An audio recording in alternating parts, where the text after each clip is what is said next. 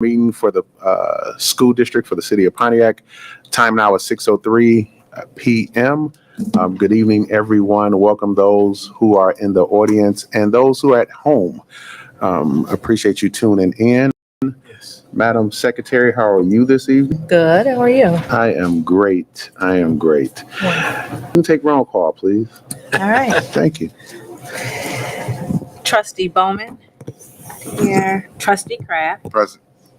Trustee David Smith is not here. President Garrett. Present. VP Gross. Present. I'm here. And Treasurer Terry. Present. You have a quorum, sir. All right. Thank you. I appreciate it. Can we stand for a pledge of allegiance, please? I pledge allegiance to the flag of the United States of America and to the republic for which it stands, one nation, under God, indivisible, with liberty and justice for all.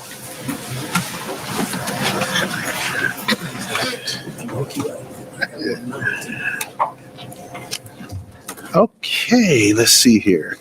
I have one item to remove from the agenda. You have the synopsis.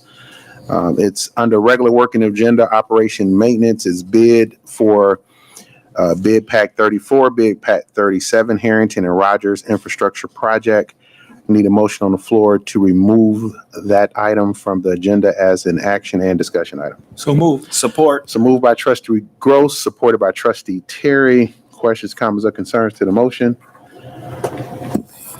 Okay, I'll wait till after we get to board comments to the rationale behind that. So roll call, Madam Secretary. Trustee Kraft. Yes. Trustee David Smith isn't here. President Garrett. Yes. VP Gross. Yes. I'm voting yes. Treasurer Terry. Yes. And Trustee Bowman isn't here. Okay, thank you. Need a motion on the floor to approve the agenda as amended. So moved. Moved by Trustee Support. Gross, supported by Trustee Terry. Questions, comments, or concerns to the motion? Hearing none, roll call. Trustee David Smith isn't here. President Garrett. Yes. VP Gross. Yes. I'm voting yes. Treasurer Terry. Yes. Trustee Bowman isn't here. And Trustee Kraft. Yes. 5-0. All right, thank you. Motion passed. Awards and recognition. This is still our second, summer school technical summer meeting. So we'll definitely have that filled up once school starts back. And recognition of any elected officials in the audience. Okay, seeing none. They all look like But- an elected. I know, look don't like, they? Yeah. They look good out Trying there. to figure out what kind of meeting we was Right, they in. look good out there. All right, but I have 4 elected officials here. Good evening. Good evening, sir. Good evening. Thank you. Motion on the floor for consent agenda. So moved. Moved by Trustee Gross, Support. supported by Trustee Terry. Roll call, please. President Garrett. Yes. VP Gross. Yes. I'm voting yes. Treasurer Terry. Yes. Trustee Bowman isn't here. Trustee Kraft. Yes. And Trustee David Smith isn't here. 5-0, sir. All right, thank you. Move down to information from Superintendent and Administration. Superintendent's report. Reports make Maker's Space for Harrington School presentation. Presenter United Way. Superintendent, the meeting is now yours, 6:07.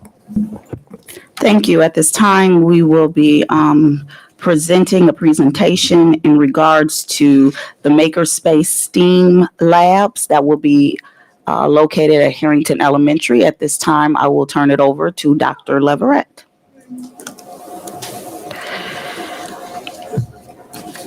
Thank you, Superintendent.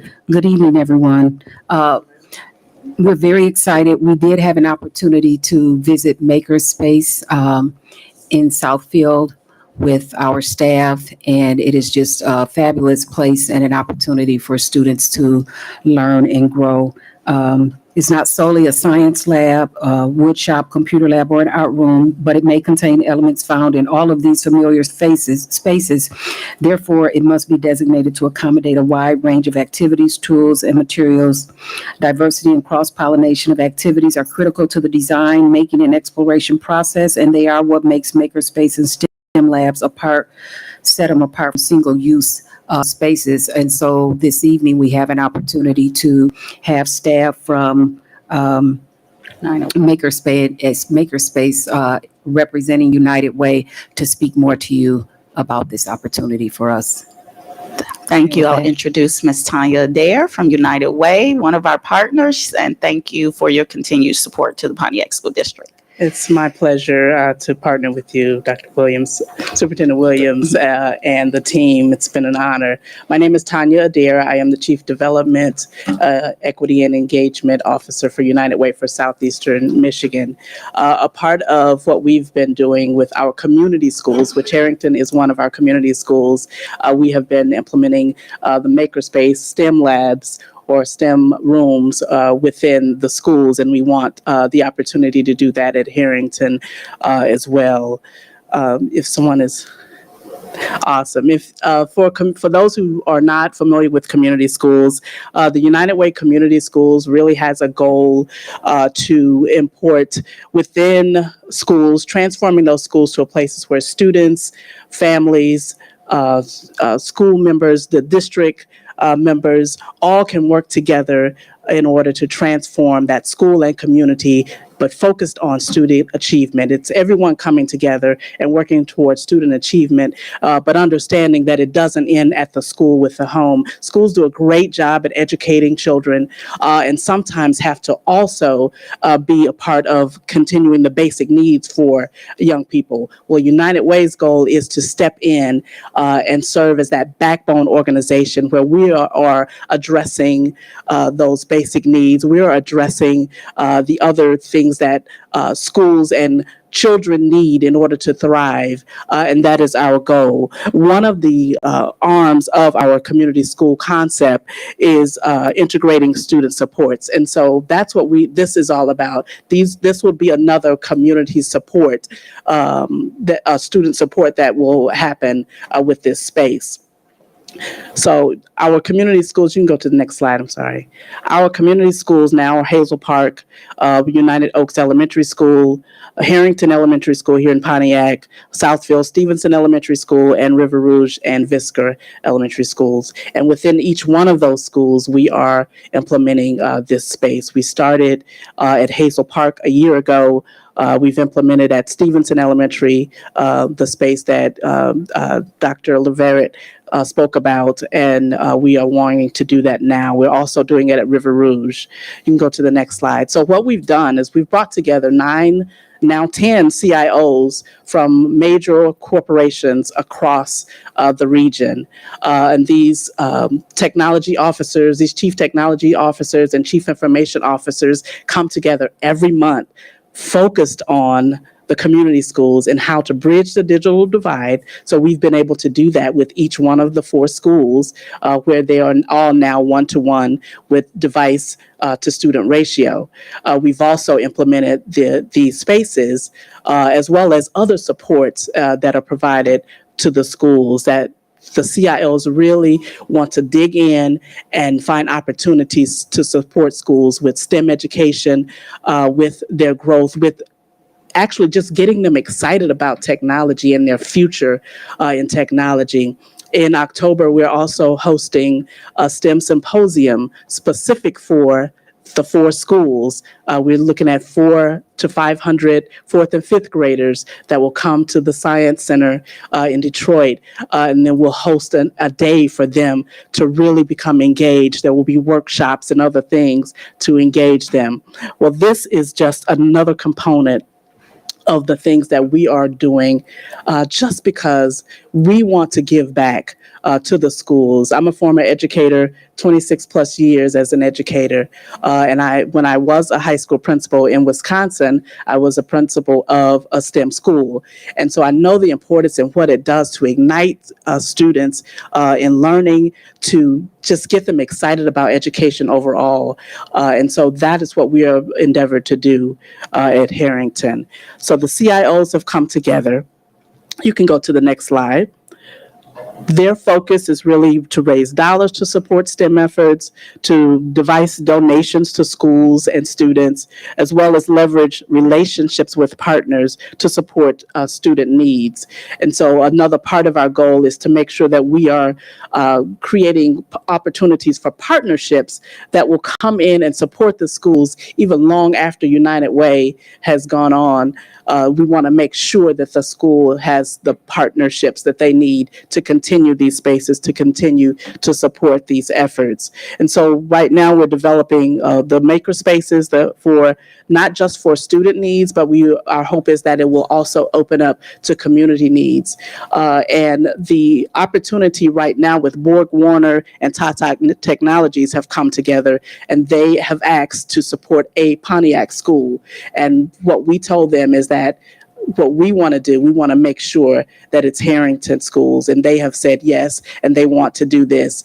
They've come together and they've raised dollars, but they not only want to just raise the dollars and implement, they want to make sure that it's sustainable as well. So a part of what they're talking about and discussing is how can they volunteer in the space? How can they make sure that they're implemented? How can they mentor students for career opportunities in the future and just get kids excited about it? How can they work with parents in these spaces as well to make sure that we're not just touching the students, but we're also touching the families and getting them involved and getting them excited about technology and the future of technology and the careers in the future.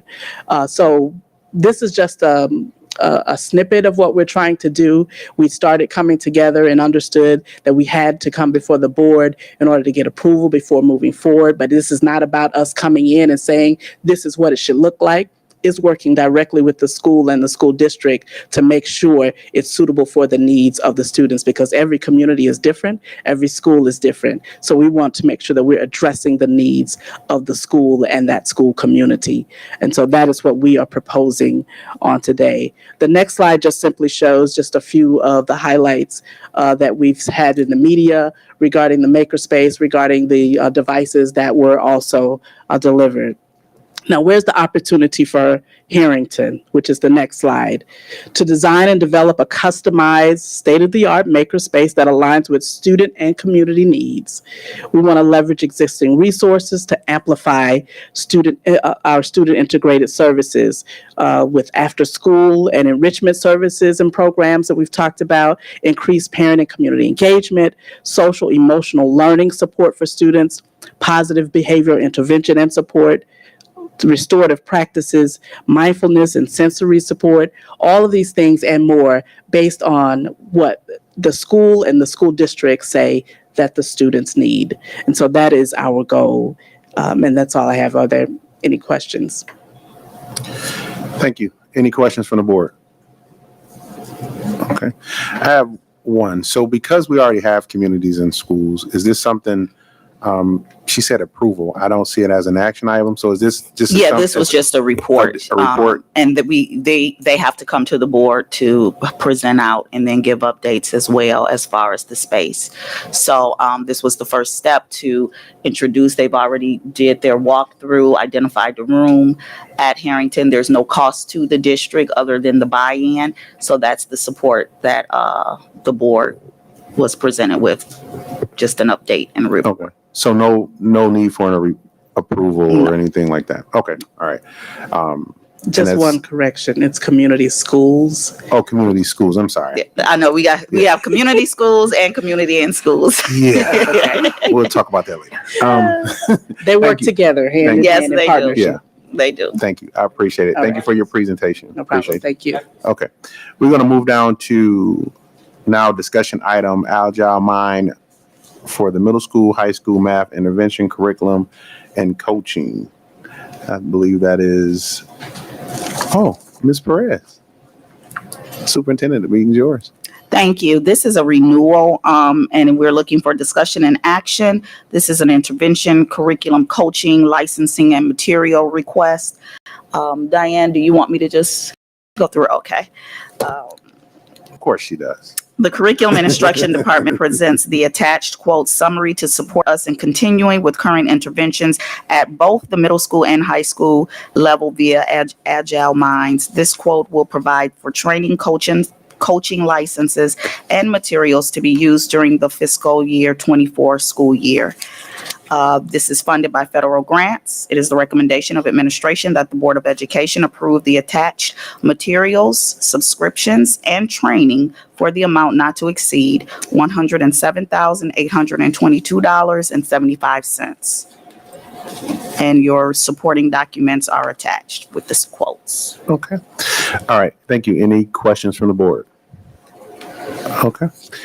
All right. Thank you, Superintendent. If you can give us a brief history of this renewal. I know this is something that's relatively not new for us, but we've been through it several times. And how does it impact our curriculum process for the district? Okay, Dr. Leverett, would you like to speak on, or do you want me to?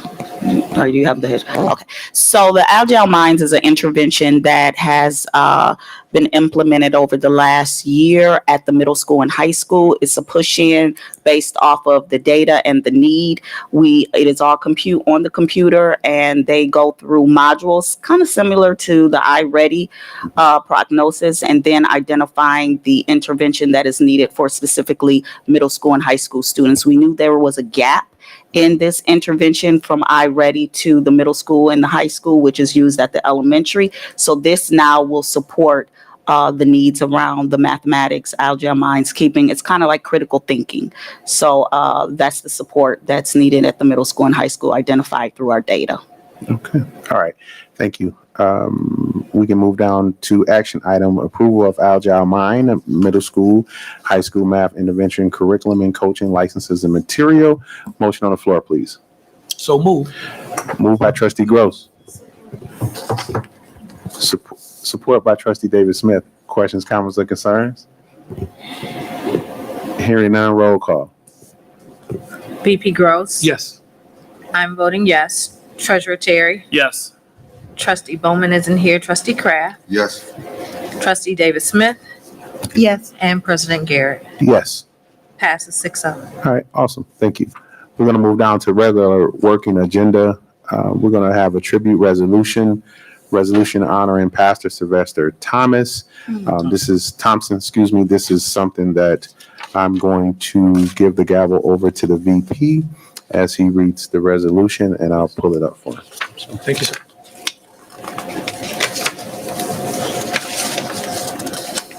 I'm sorry. Yeah. He needs a copy of it. Ready? Okay, go ahead, sir. Good evening. Good evening. Y'all okay? Yeah, good Y'all- evening. Hold on. Go ahead. Hold on. This ain't one of them boards. Like, this is not one of them boards. Y'all okay? We good? All right. All right, we're gonna have a good time, right? We're not gonna act like robots this year, right? We are here to. We're not happy. If you're not happy about doing things for students, then this is not the place. But we have a resolution for a great man. Are y'all okay? Y'all mind if the VP read the resolution? Okay. All right. Thank you, Mr. President. Okay. All right. I'm more fired up now. Thank you. Let's go. Now, I was a little down. I'm not now. Come on. Thank you. School District of the City of Pontiac Board of Education. Resolution honoring the retirement of Pastor Sylvester Thompson. Whereas the School District of the City of Pontiac School District has been privileged to engage with many community leaders over the years who have left an incredible impression on students and staff. Whereas Pastor Sylvester Thompson served as pastor of Messiah Missionary Baptist Church for 33 years. Whereas during his career, he served as a leader locally, across the state, and nationally through numerous respected organizations. Whereas he was the president of the Oakland County Ministerial Fellowship, bless you, chair of the Crystal Lake District Association, a member of the Wolverine State Convention of Michigan, and member of the National Baptist Convention, Inc., USA. Whereas he was passionate about education and co-founded the Pontiac Summit for Education with Oakland University, Baker College, and several fellow community leaders. Whereas the community celebrates Pastor Thompson as he begins his retirement. Resolved, the Board of Education for the School District of the City of Pontiac hereby celebrates the career and ministry of Pastor Sylvester Thompson. Resolved, that we honor him in his years of service and dedication to the Pontiac School District community and City of Pontiac. Resolved, the Board of Education expresses our deepest gratitude for his years of service to our community and to the thousands of people whose lives he has enriched. Sincerely, the entire board, adopted on this date, today's date, right? Mhm. Okay, that's September 11th. Yes, adopted on this date, August the 21st, year of 2023. Okay. Awesome. Thank you. Any comments from the board? Yes, Trustee Gross. I had the opportunity to know and do a lot of things with Pastor Thompson many years ago, being a deacon from his original church. And then the fellowship that I was able to have with him and the wonderful time we had, and we talked, and he was extremely active during my previous years on the board. I won't say back in the day. Thank you. My previous years, he was extremely active with the district and very good person. And I appreciate the job that he's done in the past and what he's doing now. And welcome to the livelihood of retirement. He's going to enjoy it Saturday every day. Thank you. Any other comments? Okay. Just grateful to have known him. First community center, I'm going to say on the west side of Pontiac, often letting us use, and I don't, forgive me because I didn't grow up in church, but I don't know what they called it. He called it the youth room. It was a whole separate part of the church where I was just like, man, they got money over here, right? You know what I mean? To have kids come in and just give us pizza and just open up the side door. Kids didn't have to necessarily go into the main sanctuary or just the main church. It was just the doors are always open. And so when you talk about churches lending a hand, he was the first example of that. And I was appreciated during my early years as a school resource officer and just a young officer in Pontiac at the time, being able just to use that side door at times just to stop in and just have kids on the west side come in and just have conversation. He was just open like that, and I appreciate him and his family. Yep. Oh yeah. Play in the gym too. So He was one of- I appreciate that. Yeah. Any other comments? Okay. Anyone from his family here want to say anything? No. Okay. All right. Thank you. I appreciate that. We're going to move down to professional service agreement by and between Third Eye Network LLC and PSD. Third Eye Network LLC resolution. The board operates on resolutions and motions. This actual presentation is the start of our comprehensive strategic action plan for the Pontiac School District. First of all and foremost, I want to thank Superintendent Williams, who has guided the Pontiac School District. There's not another superintendent in the country that's done what she's done in 10 years. That's right. There's not another superintendent that has not done what she's done in 10 years. And so you can say what you want. Everybody has opinions, which I don't know, that just started in the last 5 years. Everybody's having opinions, but it's the work. Like, what do you see? And it's the people, it's the team, it's the workers, it is the teachers, it is everyone who's in front of our students, those who protect our students, and those who service our students even after schools that's attached to these programs that we often say yes to off of this dais. It's everybody involved. And so I am grateful to have come back to be able to be a part of a vision that was carried. I mean, if you understand the work of education, you understand how difficult it was to kind of manage that. And so I just wanted to publicly say before we even start school off right, school year off, and I'm gonna keep saying it. Thank you. Thank you for being honest. Thank you for having your integrity. Thank you for having a pulse. Thank you for having an understanding when you didn't necessarily even want to. At times, a lot of people don't know why we stay for many years. It is not the retirement paycheck. It is not. I looked at the 401ks. It is not waiting on retirement. It is because you have a passion for what you do and how you do it and how you move about it in this particular district. And so I'm going to the resolution was sent to the professional service agreement. It had been sent out back and forth to the board. We understand clearly what this is. Third Eye Network had did some work across the country. They're not in public education directly. We chose them because of the fact and selected them some work that they've done in Pontiac, specifically through the Pontiac Collective Impact Partnership, which have collectively tried to do some work around schools, city, and community, and collectively bring us together. And so this is 6 other municipalities that make up the Pontiac School District. It is very difficult to bring everybody on one accord and try to figure out a specific vision. There are some things that the superintendent and her team has done over the last decade, changed the landscape of education and how we deliver education, changing curriculum, adding programs, removing programs, adding buildings. Now we had not a strategic action plan, I'm sorry, this bond project that came about since 2017. There are a lot of moving parts that now we have to say, when the final product of our district leaves, when that person leaves our school district, what do we want them to be? Like, what advantages do we want them to take care of? And our goal, and the board has talked about this several times, is making sure that every student is exposed to every opportunity. Not making sure that they go to college, not making sure that they have a trade, not making sure is it possible for you to have a trade?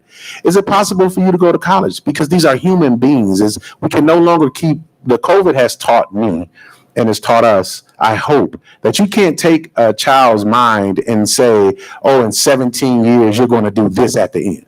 So college is the only space that you should be in.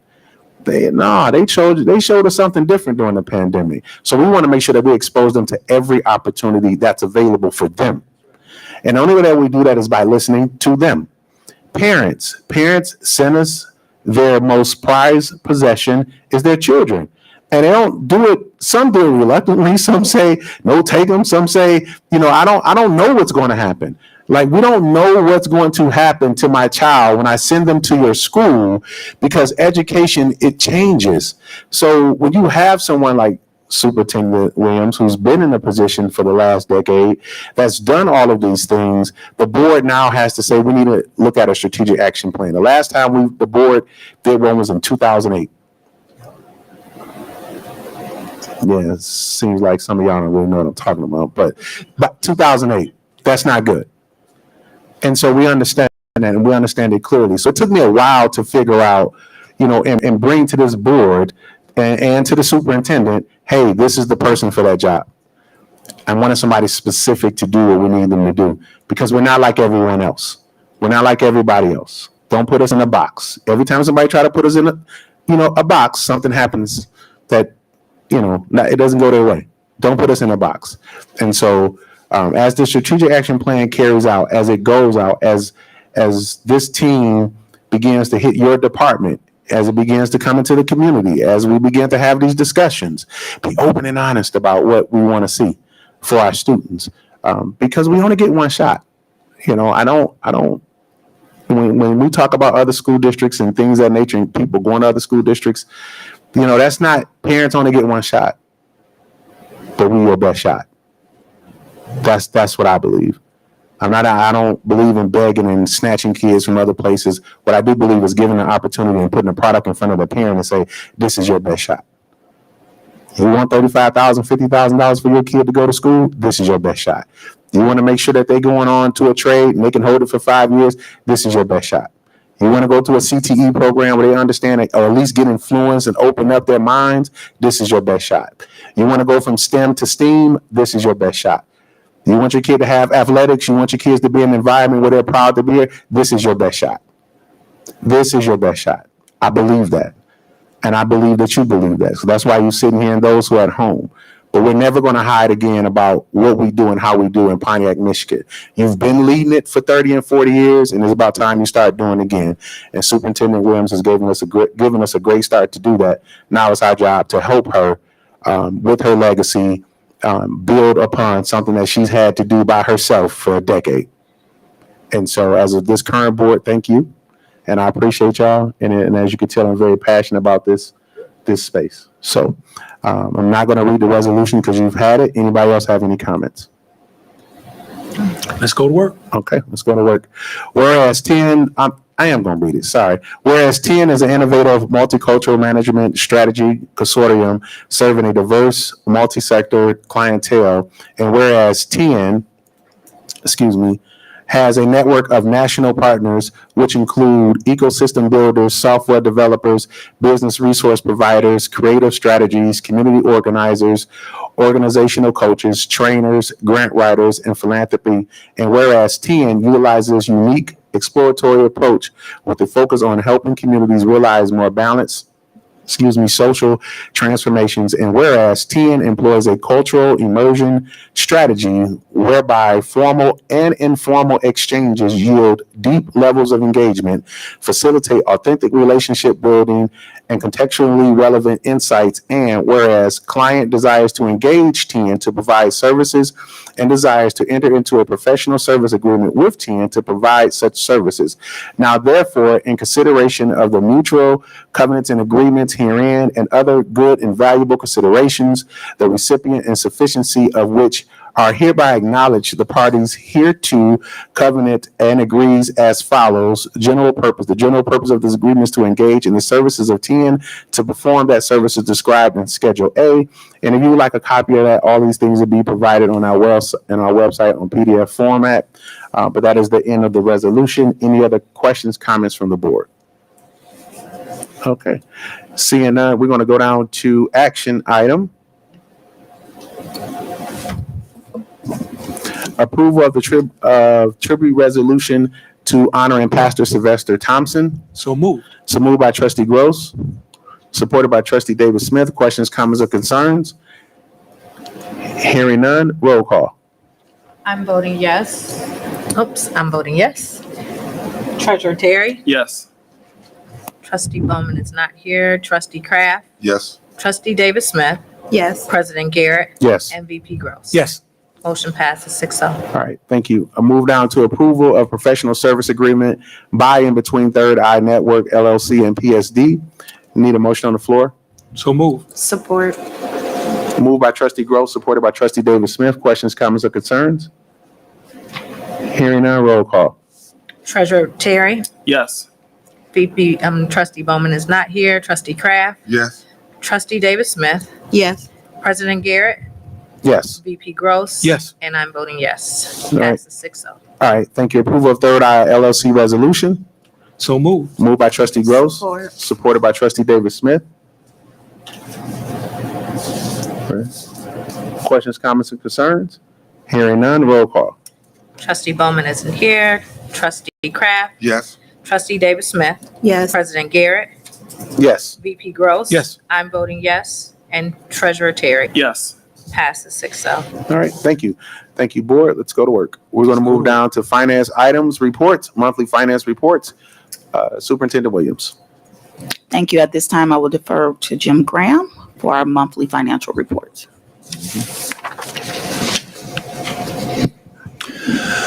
Good evening, President Garrett, Board of Trustees, community, Yes. staff. I'll pull this thing off here. So we are getting a little caught up through the summer months. So we didn't have this presentation the last few months. So we are, this is really May, June, and July. Next slide, please.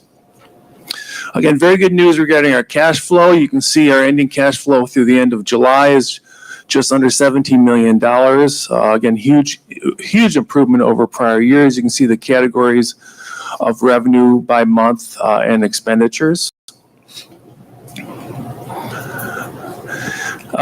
Again, as we know, we have an $8.5 million TAN that we borrowed this June. And you can see the top chart includes the TAN, and the bottom chart shows what happens if we did not borrow the dollars. And again, in previous years, we had to borrow money to make cash flow meet. We are at the point now where we actually don't physically need to borrow the dollars. As the board is very well aware, we talk about this, that it does have a fund balance impact. So we're slowly trying to reduce that borrowing year over year. But again, down from, I think, $11.5 million last year to $8.5 million this year in borrowing. That's great. Thank you, sir. Again, just the 1 month in July, pretty slow month for school districts. We just have property taxes coming in, and about $3.2 million through the end of July. Expenditures also pretty slow. We have obviously operations that occur in the summertime. You can see the different categories, about $1.2 million that were expended in July. Food service, I do want to point out also that we've updated all the current budgets for the 2023-24 year. And again, you can see that we have just the property taxes coming in. This is our income statement and the breakdown of expenditures for the month of July. The beginning fund balance for 23-24 is projected to be $13.7 million. That was our second budget amendment that the board adopted in June. Been doing work on that. The audit will start the day after Labor Day. I do believe, knock on wood, that we're going to do better than the $13.7 million that was in the second budget amendment, which thankfully has been the trend the last 3 or 4 years that we've done better than our budgets and our amendments. So hoping to see that number increase once the audit is complete. Food service, again, not a lot of activity in the summertime. You see the minor costs that we expended. The sinking fund, again, a very healthy fund balance, just over $6.2 million in revenue for the sinking fund. We do have property taxes that are continuing to come in for the sinking fund. As we know, we have a few smaller projects that we fund out of the sinking fund, as well as it pays for repairs, which we cannot pay for repairs out of our bond fund. This is the update for the bond 2020 Series 1. And you can see this is the summary by building. We have actually more detail in your written board report that shows a little bit more detail by building. But you can see we started in 2020 where we're at right now. We're actually still to the good of about $1.6 million. We're hoping that will be sufficient to finalize the projects through this fall and early winter. This is a brand new slide. This is for bond series 2 and 3. This reflects right now what was approved by the board at the board retreats, what the plans are. You can see the different revenue components of that. And as we know, we don't have quite enough money to do all our projects as proposed. And we're going to look at options as we get closer through to 2026, which is the last year of the bond program. I mentioned that the TAN borrowing of $8.5 million. There was also one emergency purchase the last month, just under $30,000 for some equipment we needed to order for our CTE program in order to have it here in time for school, start of school. So again, as I mentioned, the audit, we're prepping up. My department's putting a lot of time in to get ready for the audit, which again, will start the day after Labor Day. And with that, be glad to answer any questions you may have. Okay. Go ahead. VP. Thank you. Good evening, sir. Good evening. You spoke of the 1.6 million that's left to complete the phase. The Series 1. Series 1. Yes. If we don't have enough, do we have options? Well, the voters approved the $147 million bond issue. We chose to chop that up into three sales. Yes. So essentially, any extra money left over in Series 1 or any shortfall just moves into Series 2, either as a plus or minus into Series 2. Okay, because I just want to hit the community here, because when you said, we want to make sure, try to have some at the end, doesn't mean that the project stopped if we don't. The conversation is fluid. We're going to continue to revisit the budget as well as projects, and if things can be added or reduced in other areas, that's the conversation that we continue to have with the board during the retreats. But in some areas, we did have budgets that went over and some that went under. So it's very fluid, and we just want to keep the board abreast. Oh, absolutely. I mean, 'cause it's been a while since we talked about this, and we know that because when there's other things that need to be done, can't be done, we made some maneuvers, did some different things, made some changes, and then added some things and removed some things to the next series. Right. So I just want the community to know with this update that yes, things are getting done. Absolutely. And we'll make sure that things that they voted for. Absolutely. We're gonna have do our what we can to opening. make sure they get done. I just want us to let the community know, and we have been very fluid at what we talk about and what we do, and nothing's changed, so. Right. We're Just- excited about yeah. a lot of the projects that Oh, have I'm taken very place over excited. the summer. We're gonna talk about that in a minute. And Yep, we will absolutely. have some of the grand openings and launches Yes, for the that's- upcoming school year. So I won't blow the surprise one. Thank you. Any other questions? Okay. Thank you, Mr. Graham. Appreciate you. We're going to move down to, bond update presentation. Mr. Graham, Mr. England, the art team. John, Juan, and Rob, if you guys want to lead us into this discussion.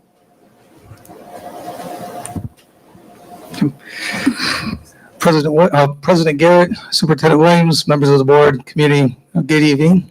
Good evening. So here for our update. So there's our placemat that we have that we provide that shows you completed. We've been over this, gives you all the dates. We will talk about bid pack 13 because it still does show 8/18 as the substantial completion date.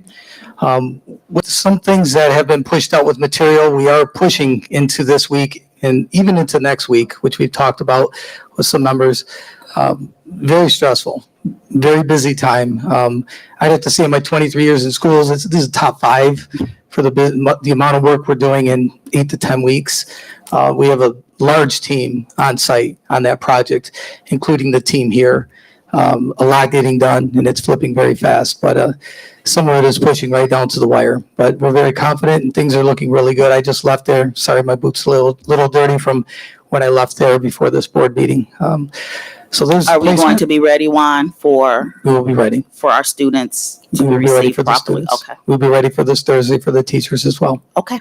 Mhm. That's all I So- need to hear. Thank you. So we can go on to the next slide and just start looking at projects. So that's really where we are with the bids and when we receive documents and if we go or no go. So bid pack 10, that's WHRC, I'm sorry, that is the middle school. That is the little theater, beautiful space. You can see the new chairs. I think it might look a little different from the last update, which was a couple months ago. Looks great. Bill's been working hard with the team on the tech side. Some things on our end and with some tech that was added, but things are looking really good there. Theater looks great. That's the hallways of the middle school.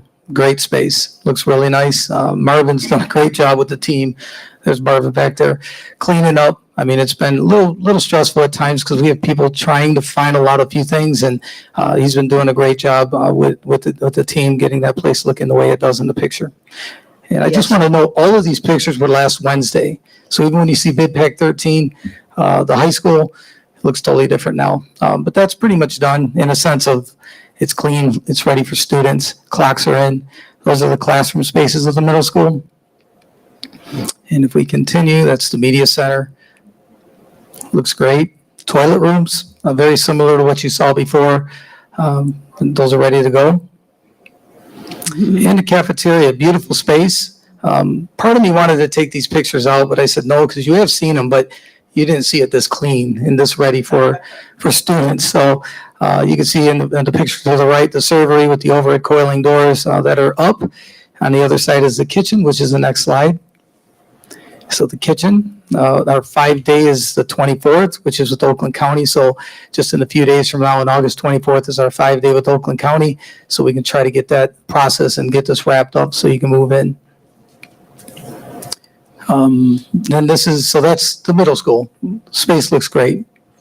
And the nice part is if you go through there, I know last year if you went through and even when we did the window project, there was a lot of problems with the air conditioning. There was no air conditioning. It was very hot in the space.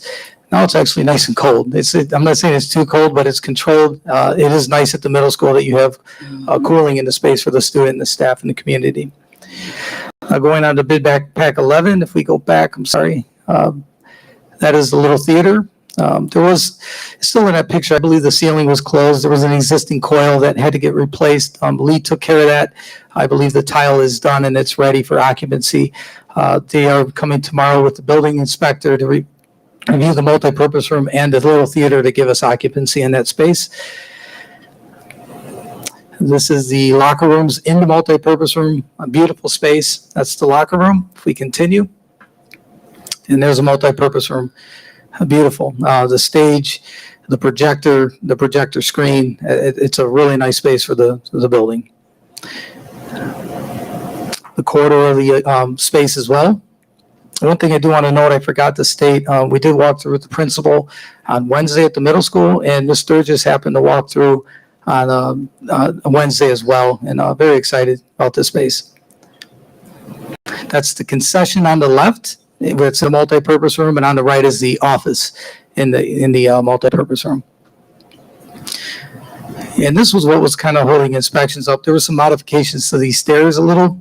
Railing is very long lead. We are pushing to get this rail. It appears right now the railing is showing up the first week of September. So we did have conversations with the building inspector, and they're allowing us to have temporary access out, not using the stairs just because you need railing to occupy. So we were able to work around that. So that is the reason they're coming tomorrow, and to give us occupancy with our temp measures. So this takes care of WHRC in the middle school. Now on the bid pack 13. Once again, very big project. In the map, in the placemat, in the map at the end, you'll see the delivery dates. This is the kitchen cafeteria. This is not scheduled. This has always been the date. It is scheduled for 12/31 occupancy. So just want to remind everyone, there is a lot of things happening in the space. The sheet metal's up, the rooftop unit's up. We're actually going to start the rooftop unit very soon and then shut it down. We don't want construction dust in there, but we can at least start getting it started up. But that's the kitchen and the cafeteria that's under construction. On the left side, the slab that's missing is where the new masonry walls and the new server will be installed. This is the band area. We call it Area A. That is a week ago, last Wednesday. Looks different. It's a lot cleaner. The area on the right looks different as well, with more of the flooring complete. And that'll be ready for Thursday. Now, this is where it looks a lot different. This is one of the homerooms. You see no ceiling grid in. Ceiling grid makes a lot of people panic. It seems like it takes a month to do. They dropped that in a day. I think they have probably about 95% of the tile in both homerooms in. So that is all pretty much been installed. It looks totally different on the picture to the right. Has all the ceiling tile dropped. That's at the high school. I know. Where at high school? Overflow Cafe. Tell me. Overflow Cafe. The cafeteria overflow. So if you're walking through door number 8, you go from south to north, you have on your right side, it's just a large open space like an overflow cafeteria. There's 2 of them. I'm trying to picture inside. Yeah. Next slide, that is the wrestling room. The wall pads were existing to remain to be reinstalled. They're installing those tomorrow. That is one of only 2 spaces. There's the athletic office in the wrestling room that we've not received inspection for dropping tile. We have called it in. We're expecting to have that tomorrow or Wednesday so we can drop tile in that space by the end of the week.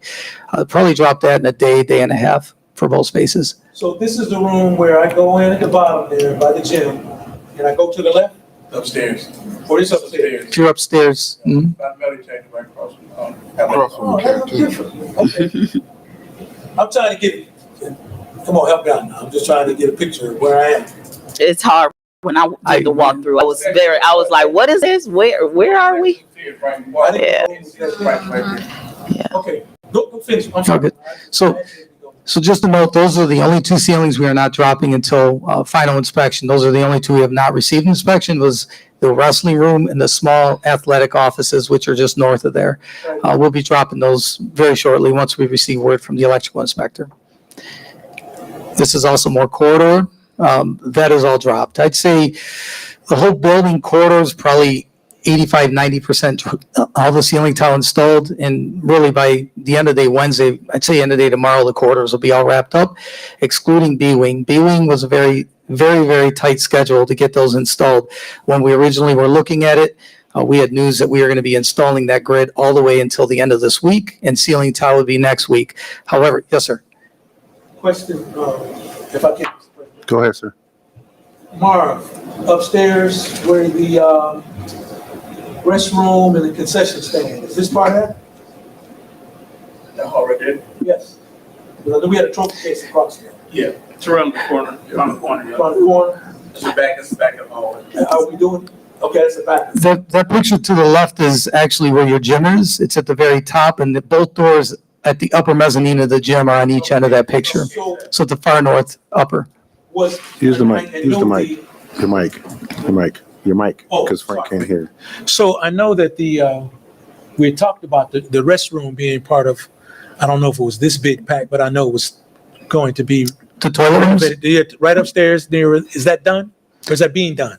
we are renovating all the toilet rooms in the space. However, as we noted before we started the project, some of them will be going through on second shift this fall. Right. I believe the goal is to have 9 of them. I'd have to check my numbers. I believe it's 9 toilet rooms will be turned over for start of school. Because, and I'm saying that because when it comes to athletics, that's an important space up there. And that area there where you know what I'm talking about, where the concession stand is, that bathroom that's right there. Yep. And there's offices you did talk about. But I think it's very important that we look at getting that done too, if we're going to present a brand new gym. And then we want to make this universal where people are coming. At some point in time, we want to host districts, quarterfinals, and things like that because of our new space, our gym spaces. So if that is done, that'll be part of that. So, all right. When can we see this? See the space. When will this be ready for us to see? They'll be ready for start of school. That ceiling tile actually will be dropped by Wednesday. Thank you. Mhm. Thank you, Mr. President. Thank you. That is one of the last spaces in the corridor that they have not dropped, and they'll have it by Wednesday. This is the lockers on the, I guess you could say, the east side by B wing. So there's new lockers that got replaced on the picture to the left. That looks different. The slope tops are now installed, and the flooring, actually, the floor prep, the flooring was to remain. After looking at it further with the team, it wouldn't have looked right. The rest of the building looks pretty good. All the hallways in the past you've done new, so this is getting all new flooring around the lockers. That has started today with floor prep, and again, the lockers are complete. They were putting the nameplates, the numbers on them today, and the ceilings dropped as well. This is what Marv's been working hard on. This is the classrooms on the east wing and B wing. They're cleaned up, and he's been struggling because sometimes we do go in there. There's somebody that needs to finish receptacles, but we're cleaning up behind ourselves, working together as a team. And I believe Marv and Tiff even have furniture already in the space. And that's more corridors. Again, most of that is already dropped, if not all of it. All the ceiling tiles in. By end of day Wednesday, it'll be in. We have Marv's team, we have laborers just pushing people out. The biggest thing at this point is you have pallets of extra material. You have material. People need to really just get out and really just to get out of the space so we can start cleaning. And we're pushing them out. This is the toilet room. So this is some toilet room renovations. This is last Wednesday. They already started placing some toilet fixtures and sinks. Toilet partitions, I believe, are starting tomorrow. They mobilized today. So the partitions will be in. I believe 6 of the toilet rooms will have all partitions by Friday, and then the remaining 2 or 3 toilet rooms will be done early next week. So those are the final pushes that we have going on that you'll see into early next week. And then this is the science lab. Now, this is probably one of the most stressful areas. It was a lot of work to do in such a small amount of time. The picture on the right was last Wednesday. The flooring is about 75% complete. The only spot that is not complete is where you can see the new concrete was poured with those 2 lids. There was a lot of work to do in that space, just in that, and to pour that, I guess you could say, the chemical tanks for science.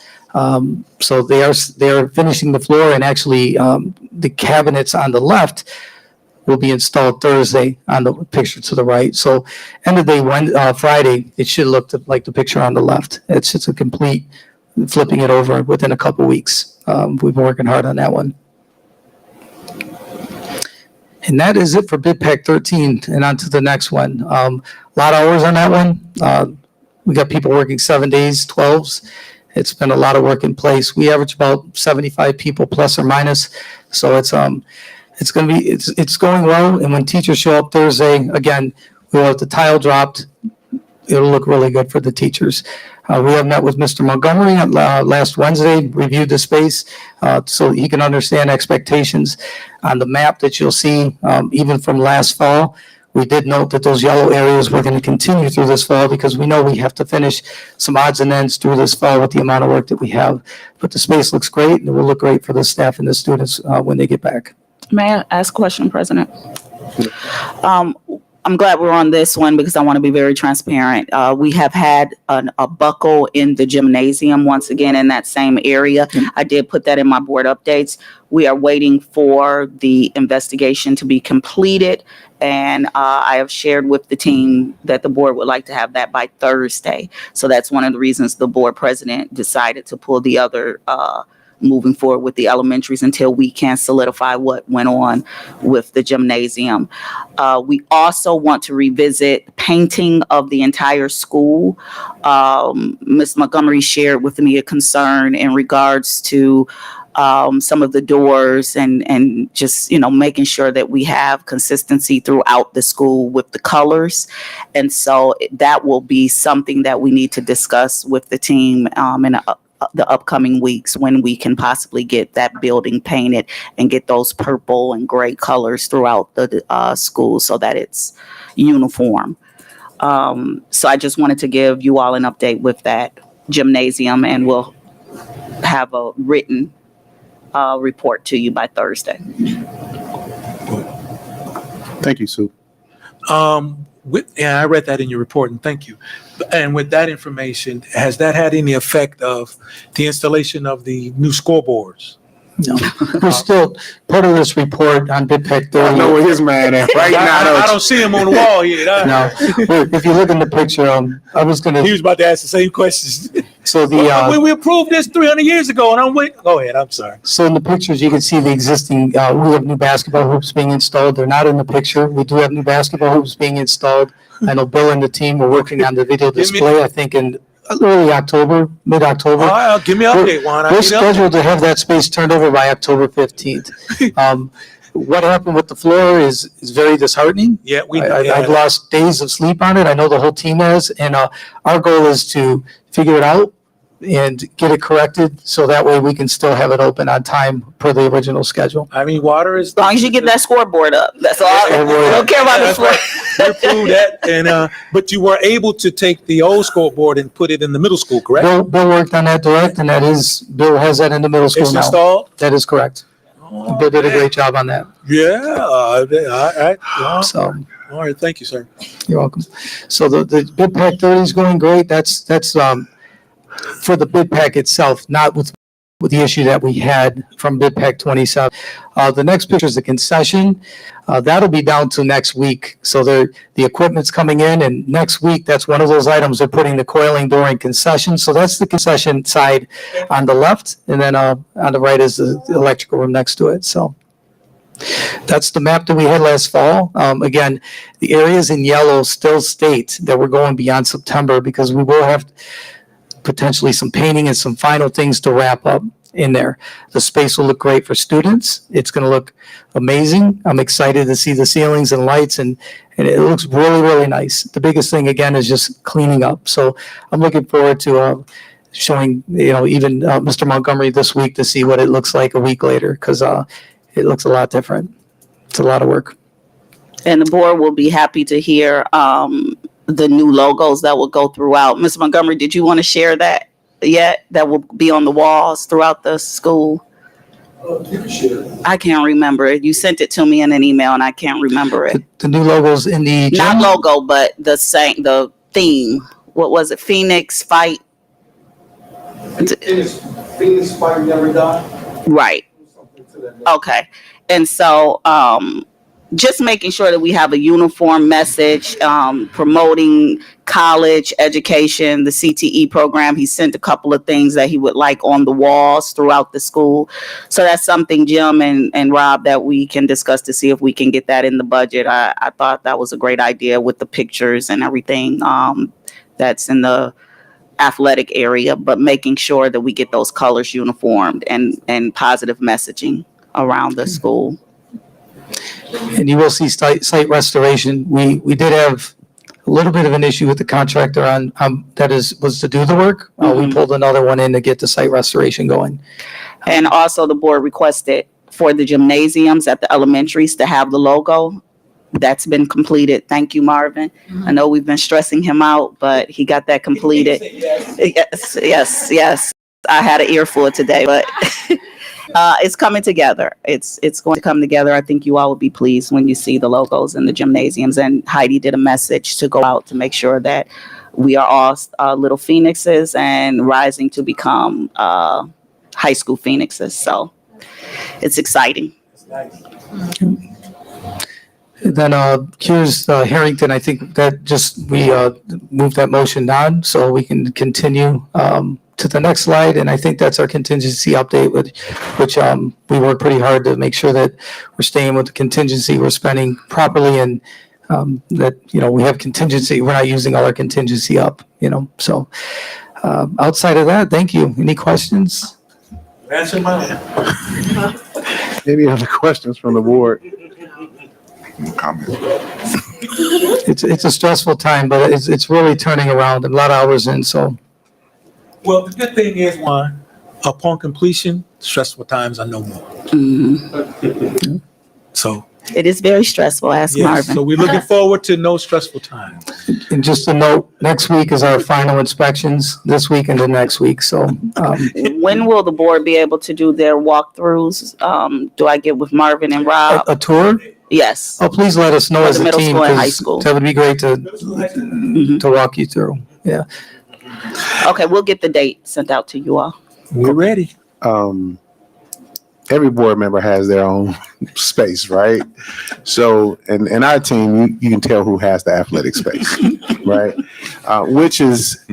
It's a very rich history in the city of Pontiac. Mhm. And so it means a lot to make sure that everything is complete and done. Because if the people who vote us in, who say, hey, this is what we want, that's what they look at. And that's what they want.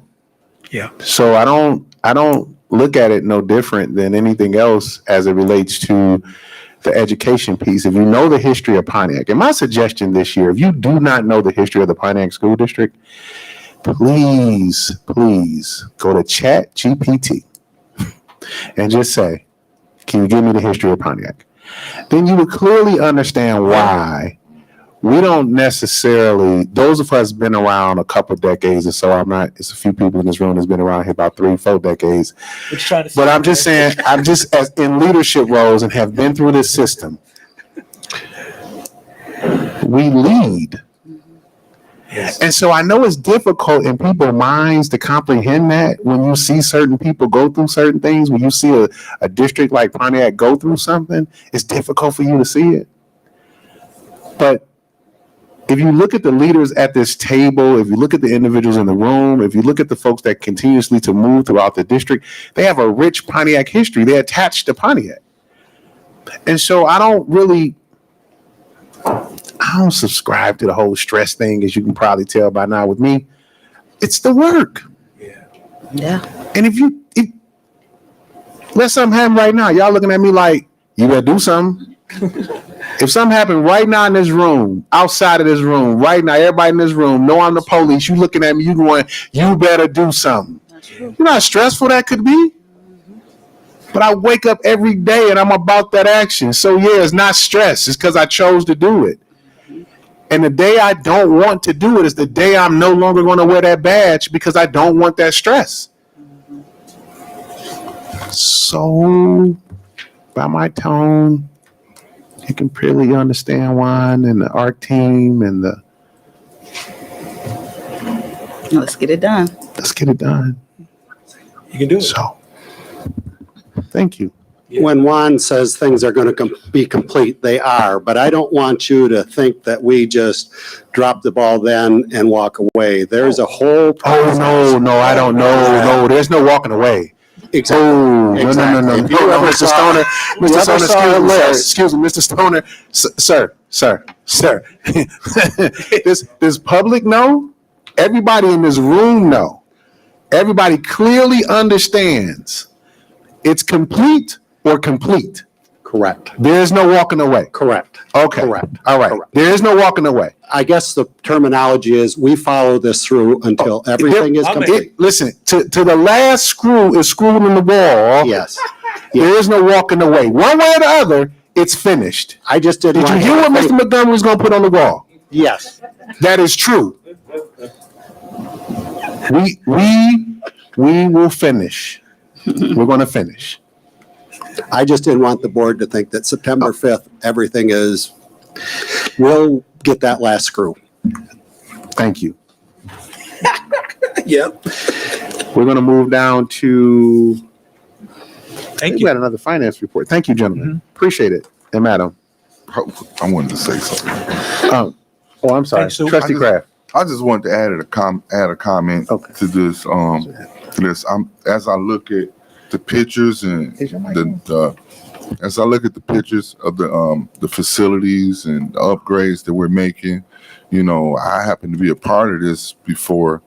You know, I've seen the ups, the downs, and now I'm seeing it rise again. And I'm very proud of, you know, what our kids is going to have, and a nice learning environment, you know, and I'm all about putting our kids on an even playing field. I'm a basketball official, and that's all I believe in, even playing field. If they come in there and look at something nice, that'll make them more adapt to want to learn, and it give them pride about where they at.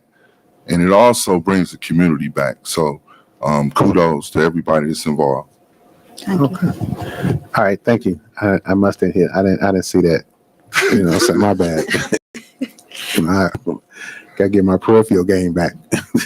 We're gonna move. Thanks for the presentation. We're gonna move down to General Counsel and Human Resource item here. Discussion item: Assistant Superintendent of Business and Finance.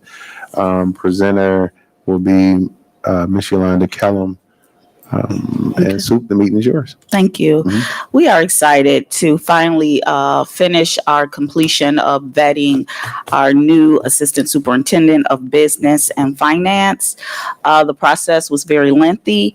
We are positive that the recommendation that we bring to the board is a very solid candidate.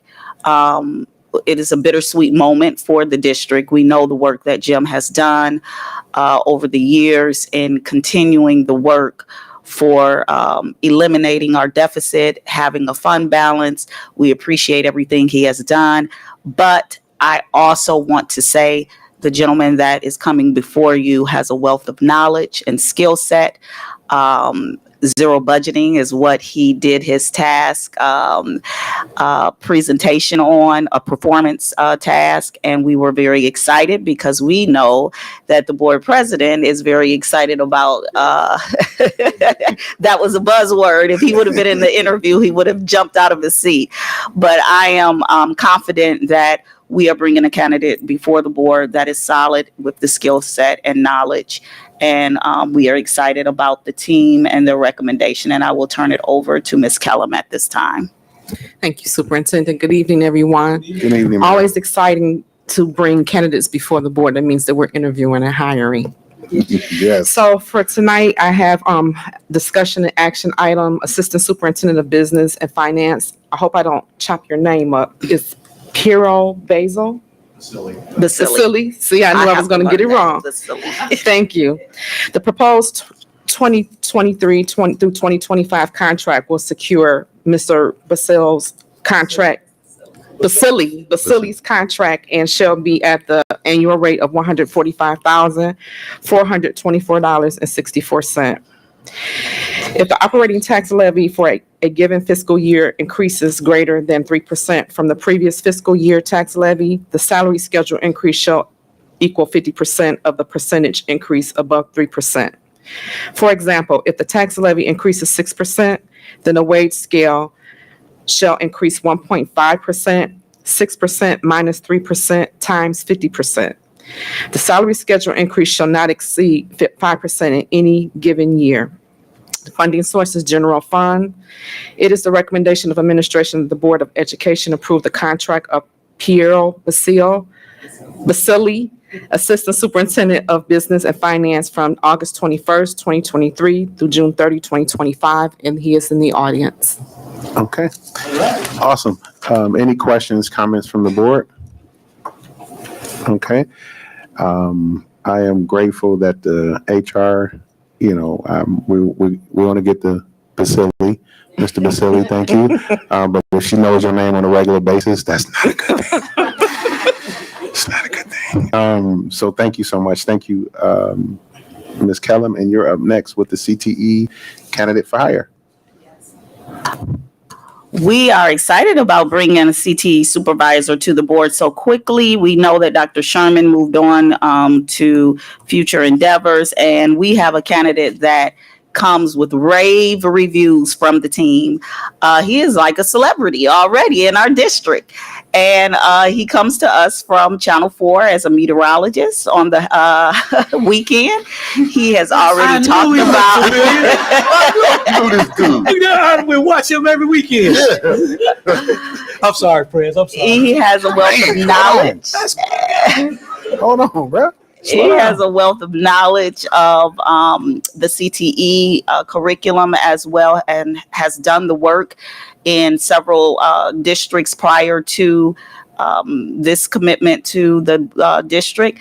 And so a lot of exciting things came out of the interview, which was shared with me. Some of the meteorologists filming may take place at the high school that can lead into the studio that Bill is developing over at the high school. So the team was excited and just could not wait until September 11th because they thought we may lose the candidate. And this is why this was added to the agenda so late in the week. But at this time, I will turn it over to Ms. Kellum if she wants to add any more. Thank you, Superintendent. She's kind of said everything. We are super excited about this candidate. He interviewed very well. And Mr. Montgomery is over the moon about the candidate. So we want to move forward with this candidate. CT Supervisor candidate for hire, Brian Sherman. The proposed 23 through 24 contract will secure Brian Sherman's contract and shall be at the annual rate of $109,951, prorated by number of days worked in the 23-24 school year. If the operating tax levy for a given fiscal year increases greater than 3% from the previous fiscal year tax levy, the salary schedule increase shall equal 50% of the percentage increase above 3%. For example, if the tax levy increases 6%, then the wage scale shall increase 1.5%, 6% minus 3% times 50%. The salary schedule increase shall not exceed 5% in any given year. Funding source is grant funded. It is the recommendation of administration that the Board of Education approve the contract of Brian Sherman, CTE Supervisor from August 21, 2023 through June 30, 2024. And Mr. Sherman is in the audience. And if I may say, I just want to thank Ms. Jackson for stepping into the role as interim. We appreciate the work that you continue to do for this district. You are very dedicated. You always move right into roles that we ask you to. And so I appreciate you so much. Thank you. All right. Any questions from the board? Yeah, so we taking Mr. Sherman from the news. Now, what did No, I he's say still about- going to do it. Not on the weekend. We're not taking him from the news. He's Let's going to talk remain. afterwards. Oh, man. I like him. He's he helps me out when I need my weekend weather. Oh my He takes care of it. Thank you, Sue. Thank you, Ms. Kelly. They haven't voted yet. Yeah, man, I'm feeling good. We know where it's going. Yeah. Do either one of the candidates want to say anything before the vote, or you just want us to vote? Let's hear that media voice. Go ahead. I'm sorry. Go ahead, Mr. Basile. Go ahead. There we go. I want to hear from both of you. Thank you, sir.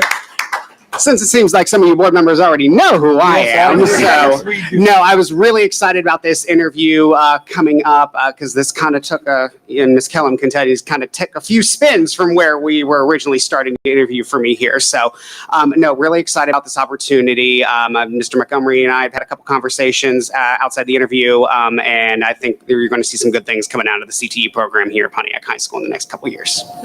Great. Awesome. My man. All right. Thank you, Mr. Basile. I'm sorry. Can you have to go to the mic? Yep. The people at home need to hear you. Then Frank could get on us. No, thank you. Just really excited to hear the progress that's being made here at Pontiac. I was an augur way back decades ago here, not too many decades ago, but I was in this room, so I know the progress that's been made. So really excited about continuing the progress. All right. I will Thank you. never forget your name because one of my favorite NFL players was Tony Baselli. That's right. That's Yeah. right. He's in the Hall of Fame. Troy, remember? Yeah, all pro. I can't, man. I can't. Man, but see, when I heard Baselli, I love that. I can't. I'm sorry. This is how our board members go. Not board meetings go if you're a little, uptight, shirt tie-ish, and feel like you need to be a little. This is not gonna happen this year. Really, not this year. It's not gonna happen. Too many great things going on around students, not to be excited about doing things for them. So relax. It's gonna be a nice little ride. If you want to have a good time, come to our board meetings. Appreciate you. Gonna move to action items. Approval of the Assistant Superintendent of Business and Finance. Need a motion. Support. I was waiting on. Moved by Trustee Bowman, supported by Trustee Terry. Questions, comments, or concerns? Oh, this guy got to be good. Roll call. Trustee Kraft. Yes. Trustee Davis Smith. Yes. President Garrett. Yes. VP Gross. Yes. I'm voting yes. Treasurer Terry. Yes. And Trustee Bowman. Yes. Passes 7-0. All right. Thank you. Welcome, sir. Welcome aboard. Welcome. Thank you to the interview team and all involved. Need a motion on the floor for approval of the CTE supervisor candidate. So moved. So moved by Trustee Bowman, supported by Trustee Gross. Questions, comments, or concerns? Hearing none, roll call. Trustee Davis Smith. Yes. President Garrett. Yes. VP Gross. Yes. I'm voting yes. Treasurer Terry. Yes. Trustee Bowman. Yes. And Trustee Kraft. Yes. Passes 7-0. Awesome. Welcome, sir. Okay, now I can say that. President, Yes, if I ma'am. may, Yes, I ma'am. have tokens to give the new hires. Okay, awesome. Yes, you may. I love this board. Man, Oh, that's classic. Yeah. Class. Welcome. Welcome again. Welcome. yeah. Where's our bag?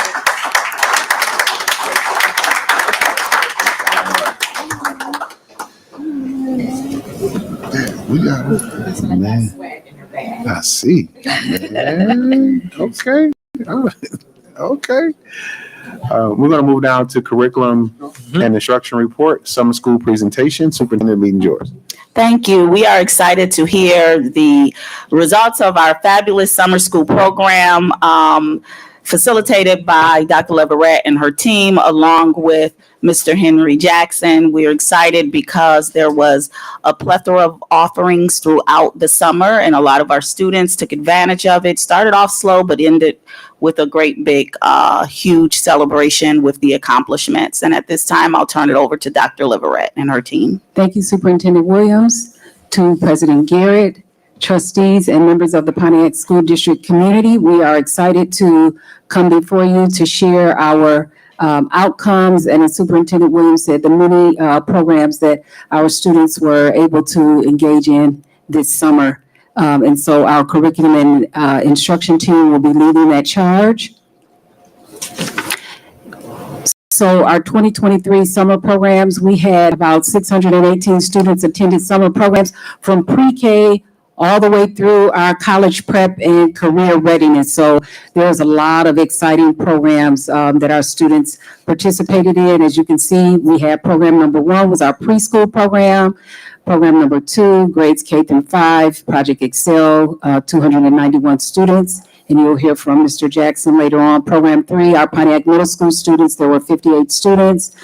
Pontiac High School students, 142 students. And our program 5 was our college course with Oakland Community College, which was 10 students. And with that, I will turn it over to Mrs. Stacy Jackson to explain to you in a little bit more detail about Agile Minds and the TCM program, which really focuses on student resilience and students really thinking of themselves as mathematicians. Thank you, Dr. Leverett. Good evening. Good evening, ma'am. Our national honoree, Miss Jackson. Yes. I just tried to keep it secret. National honoree, Miss Jackson. National. Thank you very much. I appreciate that. I want to tell you a little bit about the programs that we used this summer. We did not use new programs this summer because there's been a really good take from teachers on how well they love the 2 programs. The first one I'm going to talk about is the TCM focused math intervention. We use that with our K-5 students. And this program is built for intervention. It's not a program that we had to adjust. This was a program that allowed kids to collaborate, for students to take the lead in the room, and for teachers to be more facilitators than to take charge of the learning. And so this is our second consecutive year using this. We really built up key concepts and broadened students' understanding of concepts. And then teachers were very active in taking part with the learning, because they not only were provided training, they narrowed down the focus standards, they created the assessments and the lesson plans. And so overall, teachers have actually requested that we have more of this type of TCM. They wanted to keep the kits to use in the classrooms during the regular school year. They were so very excited about it. And this is the second year that we've had rave reviews with this program. The next program I want to tell you about, you've heard about it before, is Agile Mind, AYD. The Agile Mind program we use during the school year for intervention with our high school and middle school students. But this program is also used summer version for our middle schoolers. AYD stands for Academic Youth Development. This is a math program that is intertwined with social emotional learning. It's more about students being able to build their growth mindset, for them to see themselves as math doers. And so this type of lesson was really helpful to kids, because we know, especially at the middle school level, we have some students that are very challenged by math. And then when they have that deficit mindset about what they're able to do, then that oftentimes translates to their performance. And so this program was really about building self-efficacy. It was about building growth mindset, students learning how to self-manage, and teaching students how to be more resilient with doing their mathematics. Now I'll turn it over to Dr. Jameson. I know her. Thank you, Stacy. Good evening. Good evening. The Special Education Department offered compensatory services this summer, and all of the services were offered by credentialed providers, no subs, and that's huge. Yes. And we offer not only compensatory services, but also resource support in a generated classroom. The services provided to students an opportunity to make progress toward academics as well as their IEP goals. And the services were provided according to the students' IEPs and corrective action plan. President, may I add something to this? This is important because during the school year, and I want to be very transparent, we do have a gap with the need around special education services. And can you please speak to that? Because we have been somewhat out of compliance, but to get us back into compliance, we had to do the compensatory education for our special needs program because of the needs that were not met during the school year. So please speak to that, because we're trying to bring forth to the board an additional opportunity for us to get psychologists and the other areas of need to get us back into compliance. In order to be in compliance, according to the student's IEP, there are certain services that they must receive or they should receive. Because if the staff shortage, especially with our ancillary staff, some of our students in certain buildings were not serviced during the 22-23 school year. And that was, the lapse in service again was because of the staff shortage. We were short-staffed all school year with our SLPs, which is our speech and language pathologists. We had, may I share a number? Yes, please. Okay. We had on staff 2 part-time SLPs, or speech and language pathologists, and one of them was virtual. And then we had one full-time who was also the speech and language pathologist department head. And so she covered not only Peace, which is her building, assigned building, but she also filled in and covered other buildings as needed in order for us to ensure the paperwork. We were compliant with the paperwork, but the services still was not provided. She also filled in early on, as well as with with early on in Project Find. So, and then with our school psychologists, we ended the school year with 3.5, and we were supposed to have, well, we with the caseloads, we really needed 5.5. And I'm just going to be honest, we had a carryover this year, and what that means is when we get a request for evaluation of services, then we have a certain amount of time that we have to complete that evaluation or we out of compliance. Because school psychologists, they facilitate those team meetings. If we don't have a school psychologist, then we cannot move forward and meet those deadlines in that time frame. So we ended the school year with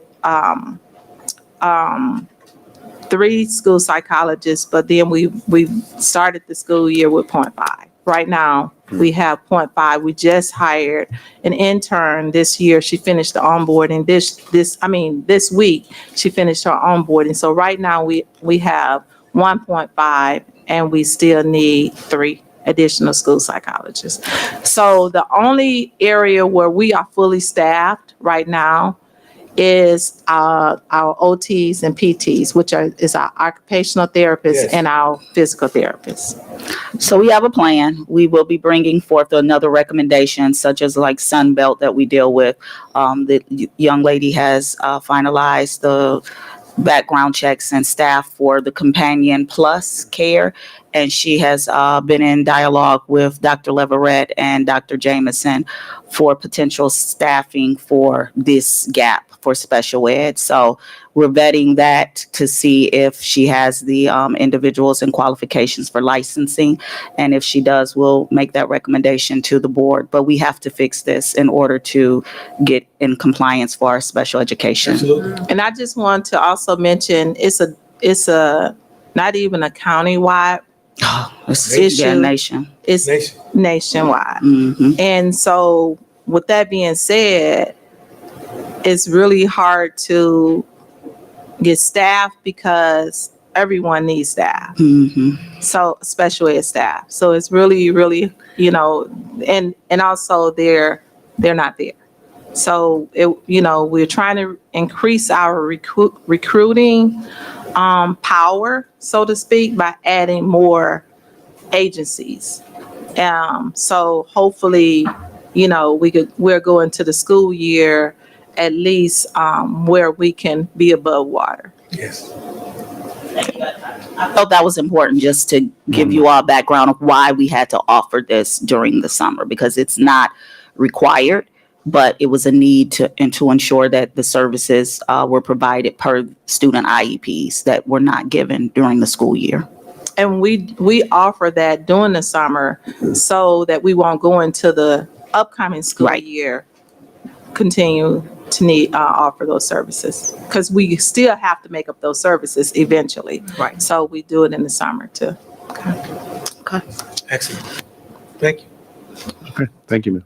So just a couple of pictures of some of the students who actually attended the summer compensatory services. And we always try to have an environment where they are receiving the services from all of the team at the same time. So we have a particular program that we use in order to do that.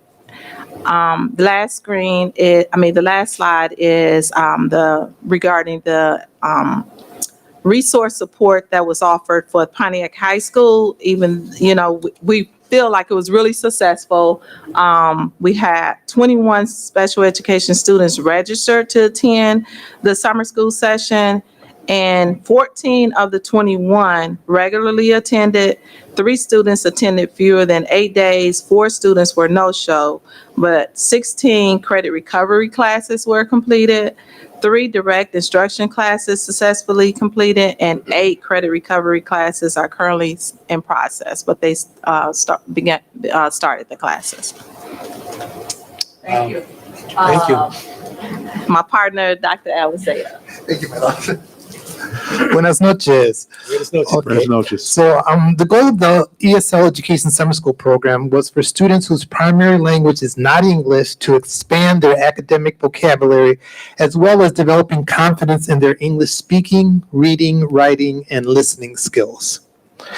Writing was incorporated throughout the ESL education program to accelerate English language development and literacy skills. And those are skills that they're going to be tested on with the WIDA test in their speaking, listening, and writing skills. And next we will hear from Ms. Jennifer D. I was told to make it brief. Good evening. So we have 2 tables of data here. The first one being for our kindergarten through 8th grade math students.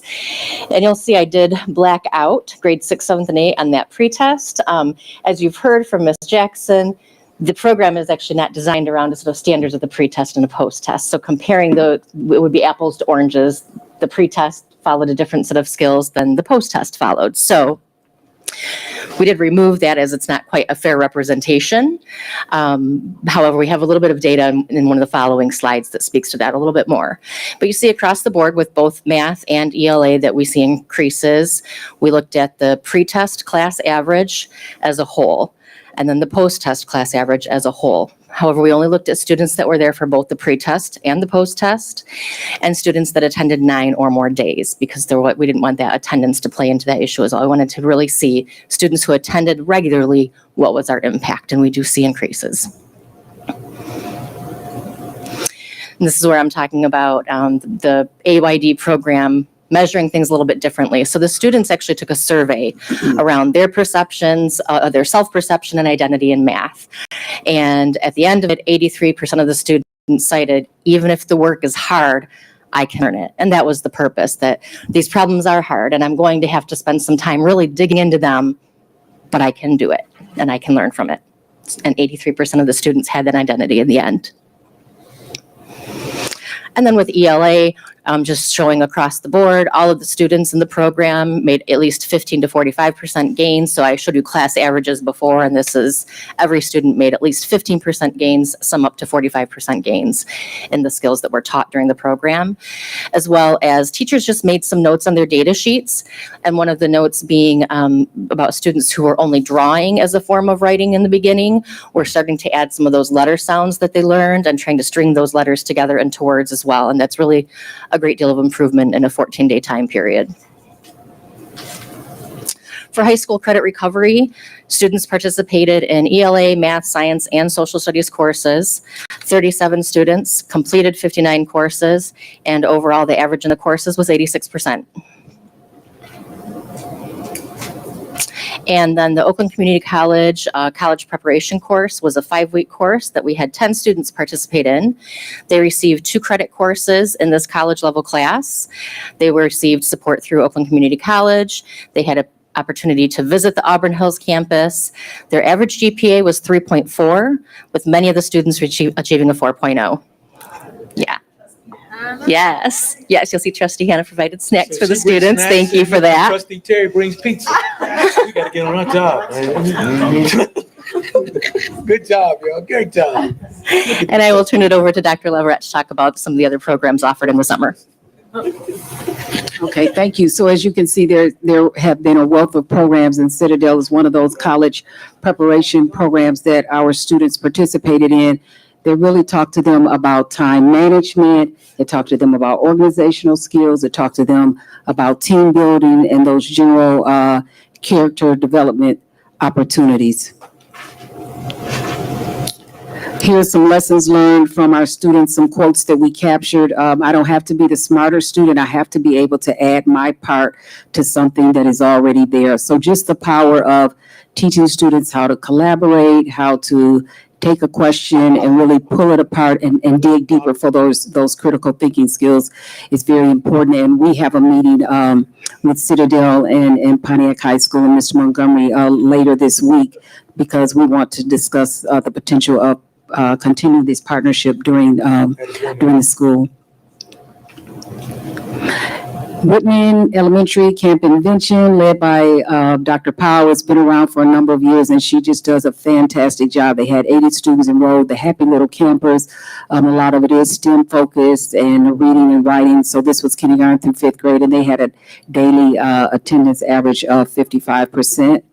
and just some of the Camp Explore programs, the Catching Air, the Pop-Up Venture, the History of Africa, and we also have a partnership. AAI has been with Whitman for a number of years, but I just met with them this afternoon, and they are going to continue their partnership at Pontiac Middle School in Harrington. So just a phenomenal program and partnership where we can see those extending and complementing each other, whether they're in the summer school program or the day school program. And so Camp Invention, every day students entered an environment where their ideas mattered and anything was possible.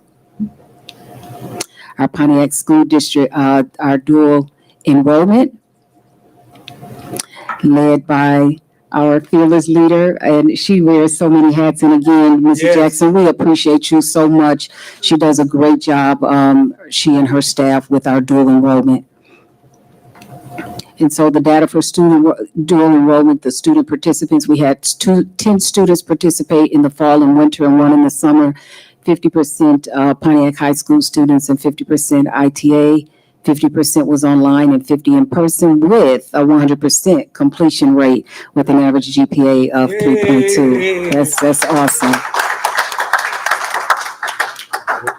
And I will turn it over to Mr. Henry Jackson, and I will say that he just does a fantastic job. He and his staff, they are here this evening, and he's very passionate. And we have already, since I've been on board, really talked about some opportunities to further connect. And whether we're talking about vendors or whether we're talking about the core instruction, I want you to know that Mr. Jackson, he loves Pontiac School District community and the staff and students that he works with. And he has really, his leadership has been evident, and you'll see it in this portion of his presentation, Mr. Jackson. Thank you, Dr. Leverett. Good afternoon. Good afternoon, sir. Project Excel has had the amazing opportunity to provide enrichment throughout this summer. We wanted to make sure that we created a diverse enrichment program for the 4 weeks that we serviced the school district. We started off with averaging around 75 to 80 students weekly. Kindergarten and first grade averaged around 30 students, second and third grade, 20 students, and fourth and fifth grade, 26 students. With the summer funding from 21st Century Grant, and then also the ESSER funds, we were able to create an amazing summer program to provide field trips throughout the weeks of the summer program. Some of the on-campus field trips was consistent of a petting zoo, and then also the Pontiac Community Foundation. We partnered with them. They will come out every Thursday to the campus grounds and show some enrichment support for our program as well. Off-campus field trips was consistent of movie theaters, MJR, Zap Zone, Greenfield Village, Urban Air, and Dave & Buster's. The summer vendors that we picked we were very selective. We wanted to make sure that our vision for our students will develop life skills, mental health, and then also build them for change. When we do surveys for our students, some of our students are boxed in terms of their parents tell them, oh, you can be a doctor or a lawyer, right? We want to make sure that they know that they can. It's a lot of other opportunities for them. You know, we wanted to make sure they know they can have a trade as well. So some of the vendors that we brought in, Mad Science, Project Succeed, we partnered with the Ascend Foundation for mentorship. We brought in Bangtown and Accent Pontiac for some of the activities that we did. Those are just to name a few. I didn't want to spoil it. We have a video that I would love for you to watch. Hope you enjoy it. Good afternoon. My name is Henry Jackson, Program Director for Project Excel with the Pontiac School District. Hi, my name is Dakota. I've been in Project Excel for 3 years. Hi, my name is Fee-Fam. I'm a Project Excel coordinator at Rogers Elementary. Hey, my name is Salmi. I'm from Project Excel, and today we are Wall Women. Project Excel is a 21st Century Community Centers Learning Grant that works to provide a safe environment in out-of-school time.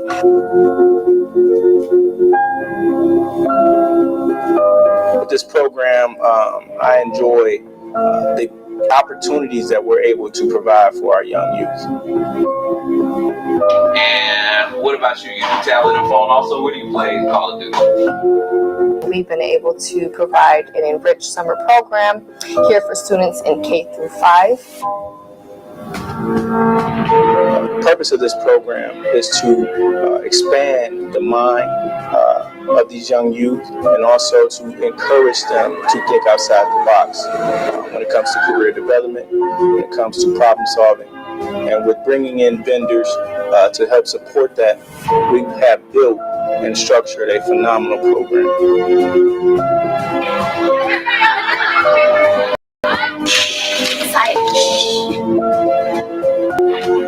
I need you all to do these 3 things for the rest of your name like you did it for the first letter of your name.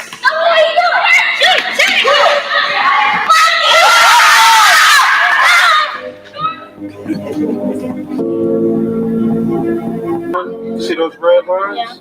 That means I hope that you guys enjoyed everything that we had to offer this summer and that you yeah, try again.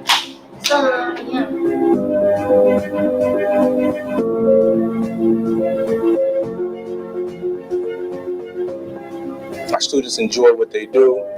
We have a phenomenal staff that supports the students with social emotional learning. We are creating something that is worth talking about within the Pontiac School District. And I'm proud to be one of those foundational pieces that will help continue the brand.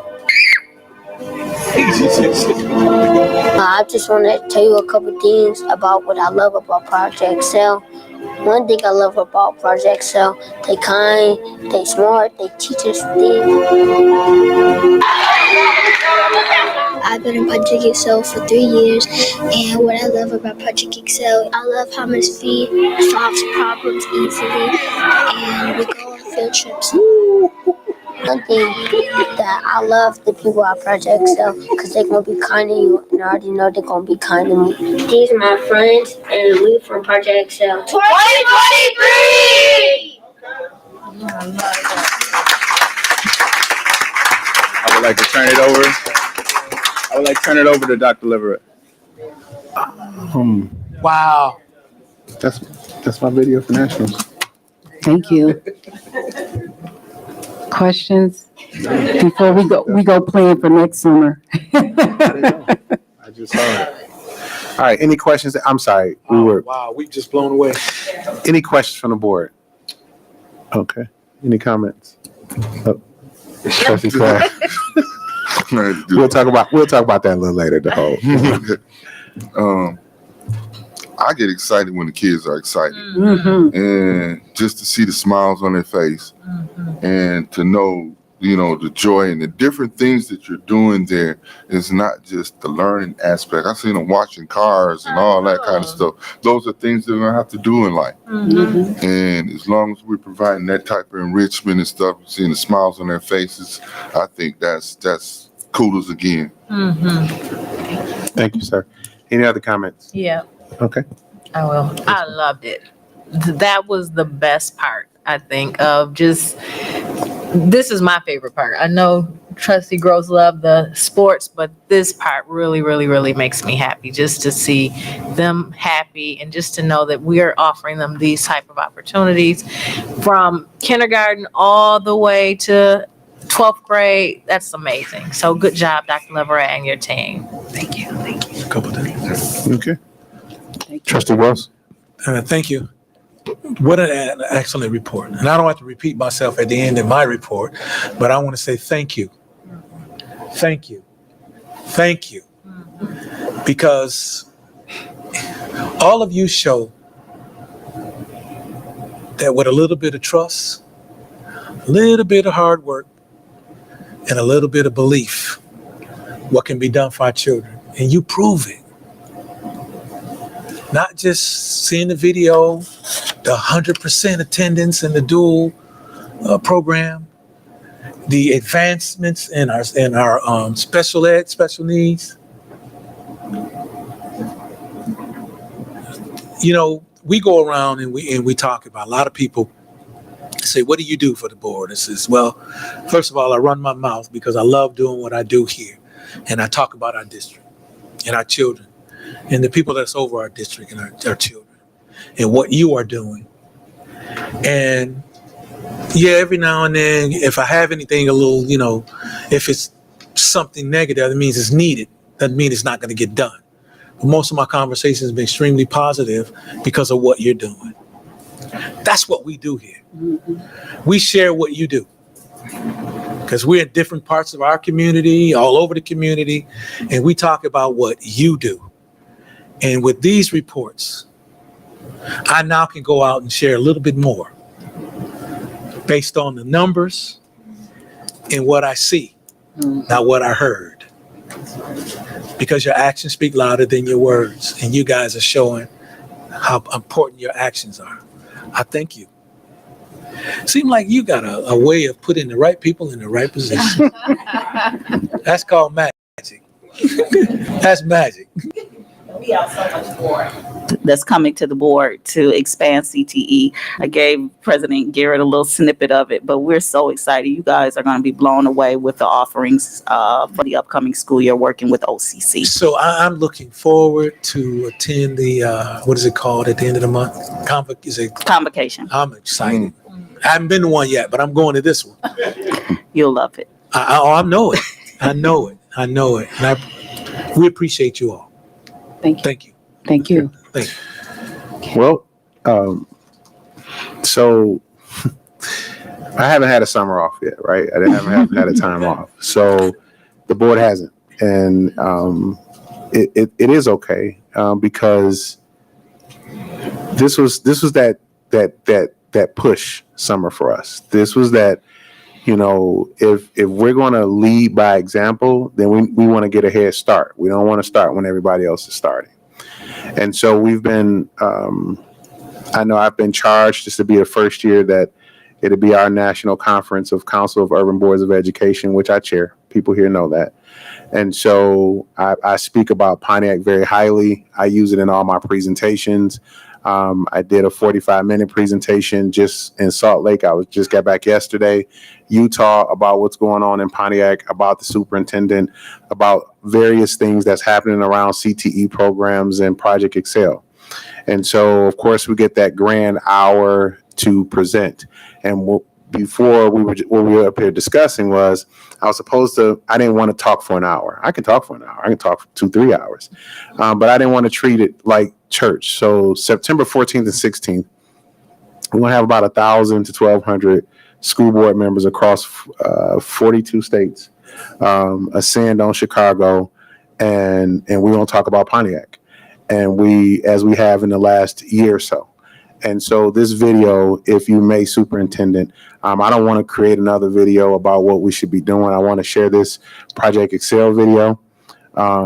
And so people understand clearly what we do. There's a lot more other opportunities that we'll have. Of course, Heidi, she helps out with the publications as far as our national publications are concerned, and they hear us and see us in that, and that reaches over 2.5 million students across the country. So, I mean, they know us, but I want people to not feel us. I'm going to always push the envelope. I'm going to always go over and beyond. I'm going to always press you because I trust you.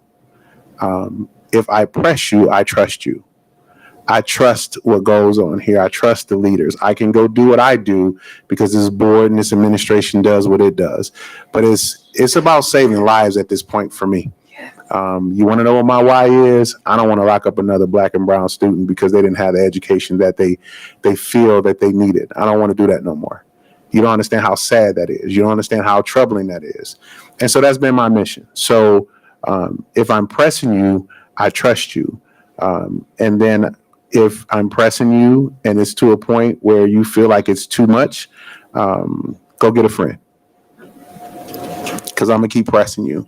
Because I see greatness and I'm going to pour it out of you. I'm going to get it out of you every ounce. And you give it to us. Y'all give it to us on a regular and daily basis. And so just understand that it's done with love. And we can't afford to be passive aggressive with the students that's in front of you. Because if you don't get it right, and I tell people across the country, if you do not get it right, they get it wrong. And that's your fault. Those little faces that become grown adults, if you don't get it right, that's our fault. And so that's the business that we're in. So we're going to take that Project Excel video and we're going to share that. I'll make sure I get copies so you can see your work. But just summer school, right? Superintendent, how long have we, even when you were in curriculum, even when you were, before you were a superintendent, that we didn't have a comprehensive summer school? We didn't have this, right? We didn't have we looked for it, we asked about it, they talked about it, I seen presentations, but then when you actually see it, right? Like you see it, you know, so that's the excitement. So like I say, some of us is old, some of us been on these front lines a long time. You know what I'm saying? And it's, you want to see the kids of your community get it, right? So let's just let this be the building block. Let's just say this is our summer school program.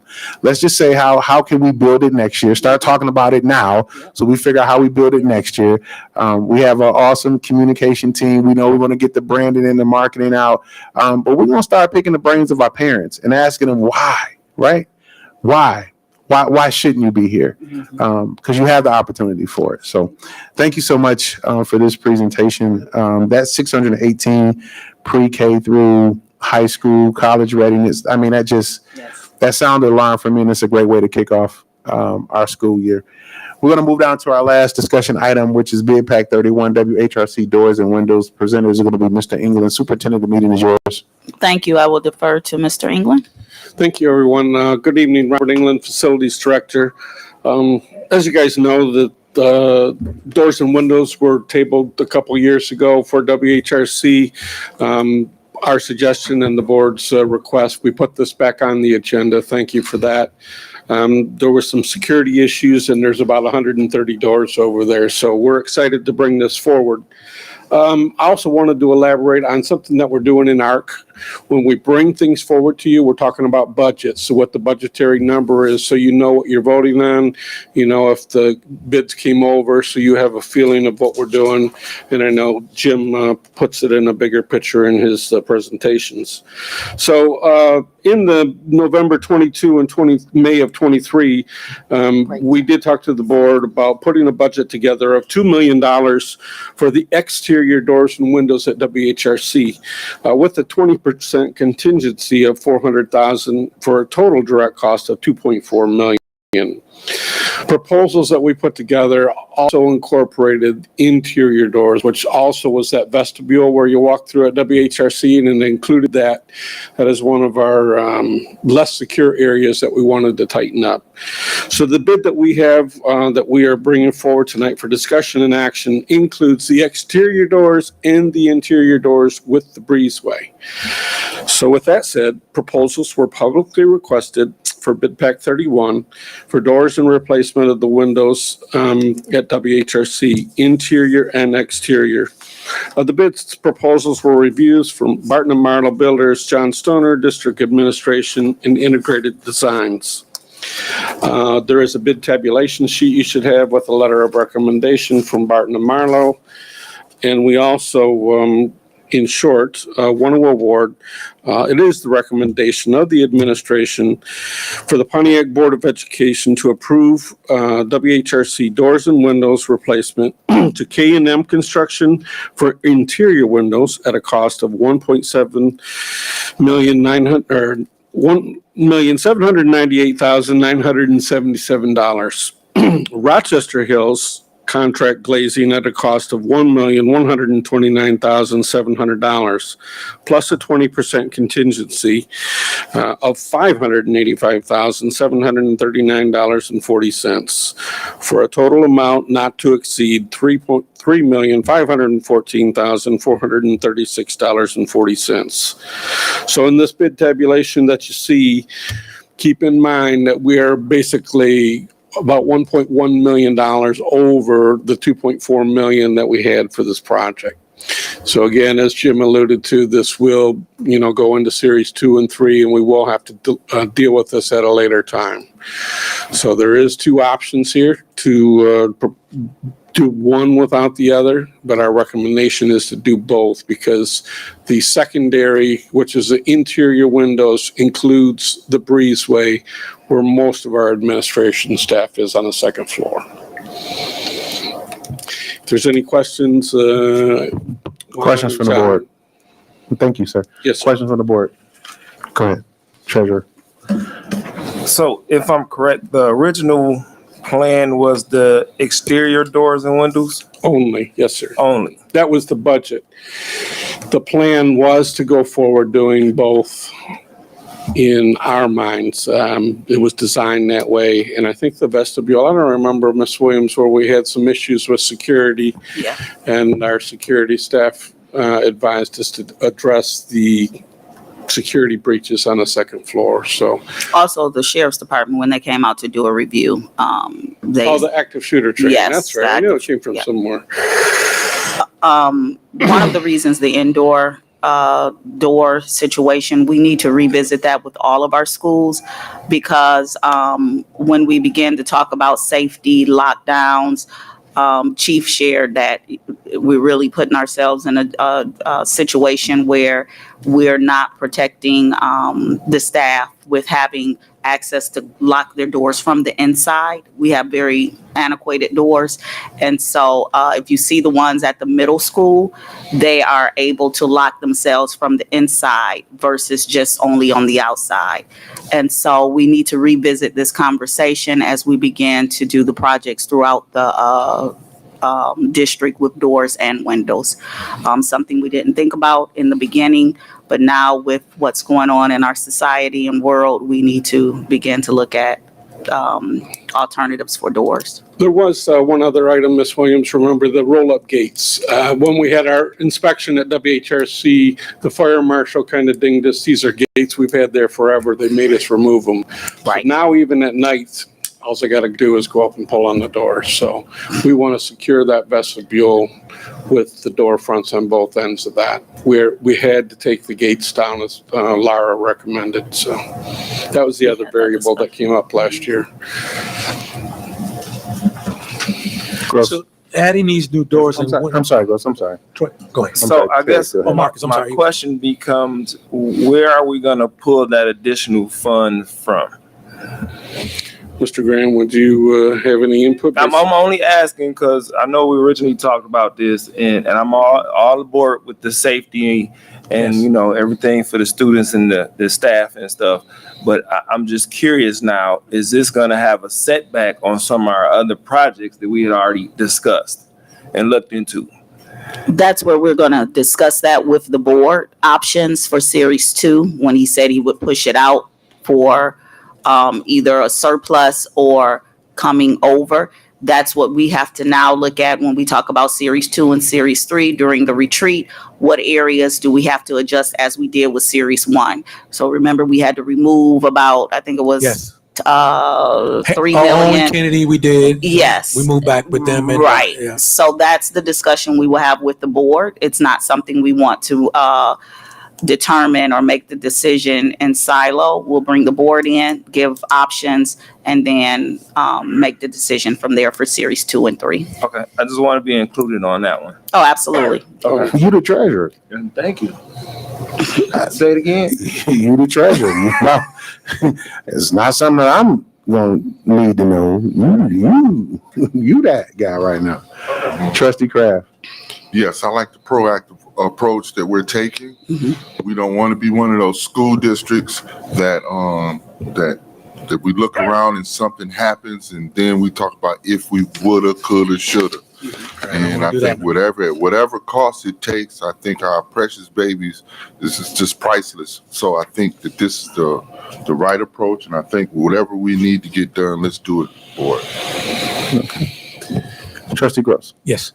As it pertains to the doors and windows and security, do our doors have anything indicating that they're open, like a sensor that we can be monitored off or be seen? We have a visual on the interior new doors that we're putting in. We have cameras? We either have a red or a the cameras. It's just, okay, when the alarms are on, these doors and windows have sensors if they're open? Yes, exterior. So you'll be able to see that. And then we also have interior motions. Interior motion, I good. think That's we my have some concern, to prevent it from people going in. And with the new doors, we know we had a history. I don't know the professional lingo, but you know how kids would pop the doors. You know what I mean? We still have that happening. We still see, and does these new doors prevent that from happening? They're more secure. More secure. Because I mean, we can't, you know, WHRC was 1971. so We're that not was Eastside the High, original. Joe Clark, where we put chains on the doors. We can't do that. But We tried that. no, I didn't hear that. No. So it's something to be able to, my question, to prevent someone to having be able to come in without a key. And will we know if they came in? Yes, we have sensors, we have That's what I'm cameras, and so it actually will go directly to cell phones for chief, Good. as well as facilities. They get the alarm calls. I knew that. I just want the community here. Yes, Okay. very secure. Thank you, man. Thank you, sir. Okay. Just to add a little bit, one of the big things to do is make sure that we quantify what the shortfall is. So that monthly report you'll be receiving will continue to, as the board makes approvals, we will update those numbers. All the projects right now are geared to go through summer of 2026, potentially beyond that. The sinking fund, actually the last levy of the sinking fund is summer of 2025. So if there is funding sources that are added in 2026, could be more sinking fund, renewal, it could be a bond issue. There's no lag in the construction period because we're already going through 2026. So it's not like if we run out of money, we have to stop. So it does give us time to have these discussions. In fact, Baird is going to be coming to you guys in November at their annual renewal and talk about what another bond issue would look like. They'll have some financial numbers for you. So it's not too early to have those discussions on those kind of things. So I want to add that information. Thank you, Jim. Okay. Just from reference from the board, in our board governance meetings, we have very lengthy, heavy discussions. Like we have the hard what y'all think is hard. It's not really hard to us when it comes down to making a decision about our babies. So we have the hard conversations. And I think Minnesota, when we were talking earlier today, we mentioned doing another FCA. There's some things that need to happen right now. There's some things that we need to know right now. Like the board is not pushing it out. Like we don't want to push out a conversation that we know we need to have right now. Because if we push it out and then something does happen, then the onus is on us. It's not on anybody else. It's not on the superintendent. It's not on our attorney. He can only go so far. Legislatively, if something happens, if we can just take a look at what's happening in Oxford right now, it's on the Board of Education, each and every last one of you, no matter if you're going to not be on the board or not. I take that very serious, right? I take that very serious. And so with that being said, this is not a hard conversation. And it's not about a hard conversation about the funds. It's not about a hard conversation about money or where it needs to be and things that you need to bring, but you need to know that you need to bring it.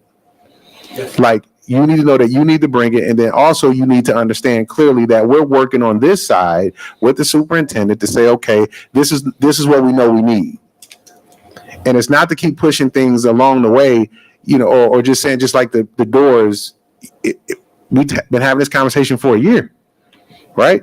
So if a door that needs to happen to get fixed, our expectation is if we gave you the permission a year ago, and you don't say anything up until if something happens and then go, oops, well, the oops is on you. Yes, sir. Because the expectation is we said something a year ago. And I'm not saying that, I'm just giving you a pace to say that we've pivoted. We've made a pivot, a turn. So don't wait to bring something to the superintendent. Don't wait. And I'm not saying this is what you have now. I'm just setting a reasonable expectation right now in the beginning of the school year. So we all clearly understand that the board has already had the conversation. The board is having the conversation. I'm not taking some information that I get from here. We, and I always tell them this, we sit state, local, and national. And so even if you think we're not hearing it here, we're going to hear it. And I'm going to tell it. Like come to a board governance meeting. You have no idea how they act in a board governance meeting when that camera not on. Come to a board governance meeting and see what the smoke that I get, right? But it's supposed to happen that way because they need to know. Because if it goes wrong, then they're accountable. Everybody else is going to go off somewhere else.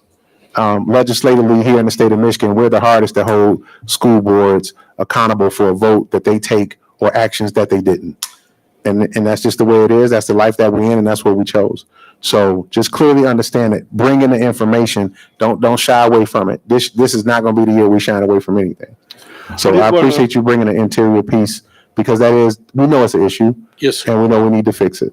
I did want to mention that I talked with our architect. The new FCA will be completed in October. Okay. And this will have everything that we did not do in the last bond and incorporate everything that we have on our radar.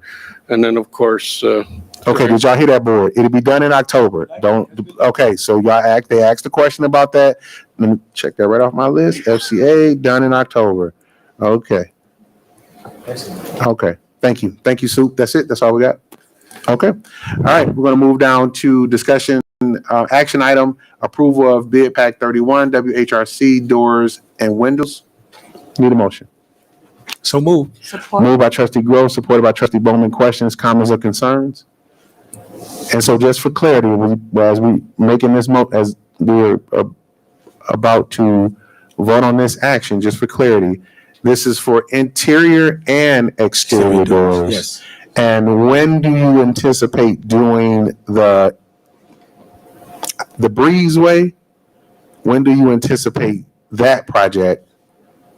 Since we know that's right. I know, but when do they anticipate doing the project? Like, is this a bid pack 2 situation? Is this something that, next year? Like, when is that? Because that's not spelled out in the bid. And I just want to be. Bid documents, the start date is February. Okay. February 2024. Okay. All right. Procuring all material and that everything as well. February is where we're looking like we started. Okay. So with that being said, the bid pack is something that we don't see. So I just want to make clarity that, when we're going to start that piece for the 5 people who are watching us right now. All right.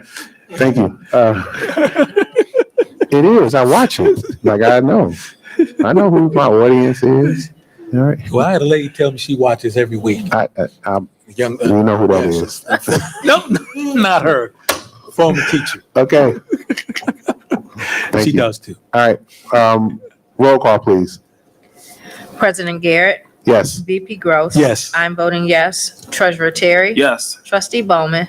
Yes. Trustee Kraft. Yes. And Trustee Davis Smith. Yes. Motion passed. Yes. All right. Thank you. Move down. Communications, petitions, and delegations.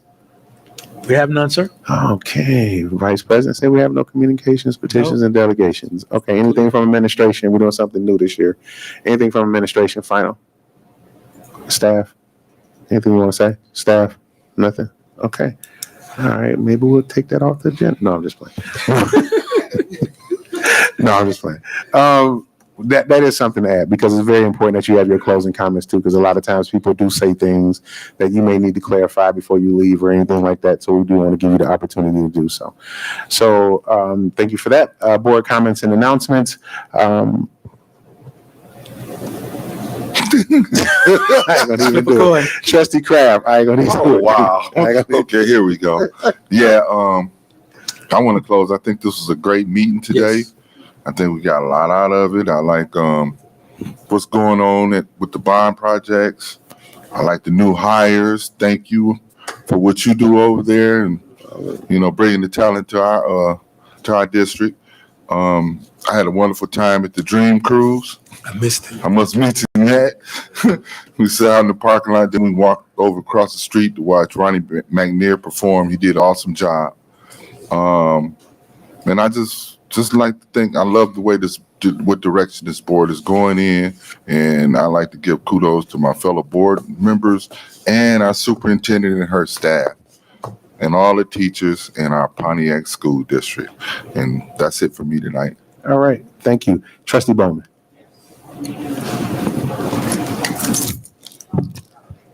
I just want to say that I'm excited about the up and coming school year, and I'm excited about the direction that the Pontiac School District is going. We have come so far, and we still have far to go, but it's not like it was. We are continuing to rise. The Phoenix is, we're out here. So thank you, Superintendent. Thank you, staff, and thank you, community members, for continuing to believe in us because we are up here working for you all. This is about our community, about our city. We are pushing forward. As the superintendent, her favorite line, we're moving the needle. So I'm excited about the continued progress in this community with the school district. Thank you to my board members for just being here and being really actively involved in the district and community. So with that being said, it was a great meeting and good night, everyone. All right. Thank you. Trustee David Smith. Good evening. Good evening. Like Trustee Bowman said, I'm excited about our school year, all the new exciting things that's going to be happening this year. I wanted to welcome Mr. Pasili and Mr. Sherman to our district. And what I am excited to share is my son, Jerry, the youngest. He did graduate and got his degree. And he has a bachelor's degree in business. Great job. Yeah, he always thought he was the best athlete ever, but he did it educational with academics instead of him, his sports. But he will be trying out for the new team that's coming to Pontiac. So he still have his little dreams, but I'm glad that he put academics first. And I just want to reiterate to our parents that you have to be a presence in your child's education. Even when I look in the audience, I see Ms. Jackson and Mr. Montgomery. They were a huge presence in his life. They pushed him. Academics came first before the sports did. Ms. Jackson pushed him with the academics and Mr. Montgomery academics and sports. And I thank you guys because without y'all, that was his foundation. Besides me yelling behind him too, but because he is a black male in our community. So he needed a village just like I did. That was one of my babies that was challenging. So I'm grateful and I'm proud of him and I'm proud of this district. And I'm just here to tell you that all of our kids deserve that. Yes, We right. deserve our parents to back their children up with whatever their desires are, because his first choice was not college. It was college, but when he went to college, we went there. When he found out how much it was going to cost me, he was afraid to go. So he left like 3 days after. I didn't push him. I let him figure out what he wanted to do, and he went back without me pushing him in that direction. He just came up to me one day and said, I need your information for FAFSA. So I just say, just support your children in whatever it is they want to do. And that's all I got to say for it tonight. Oh, and I'm sorry. We had a lot of backpack giveaways this weekend, so that's why I'm tired. I volunteered and I was happy to see all the parents and kids come out and have a good time with the different backpack drives. And that's it. Have a good night. All right. Thank you, ma'am. Mr. Treasurer. Daddy Warbucks.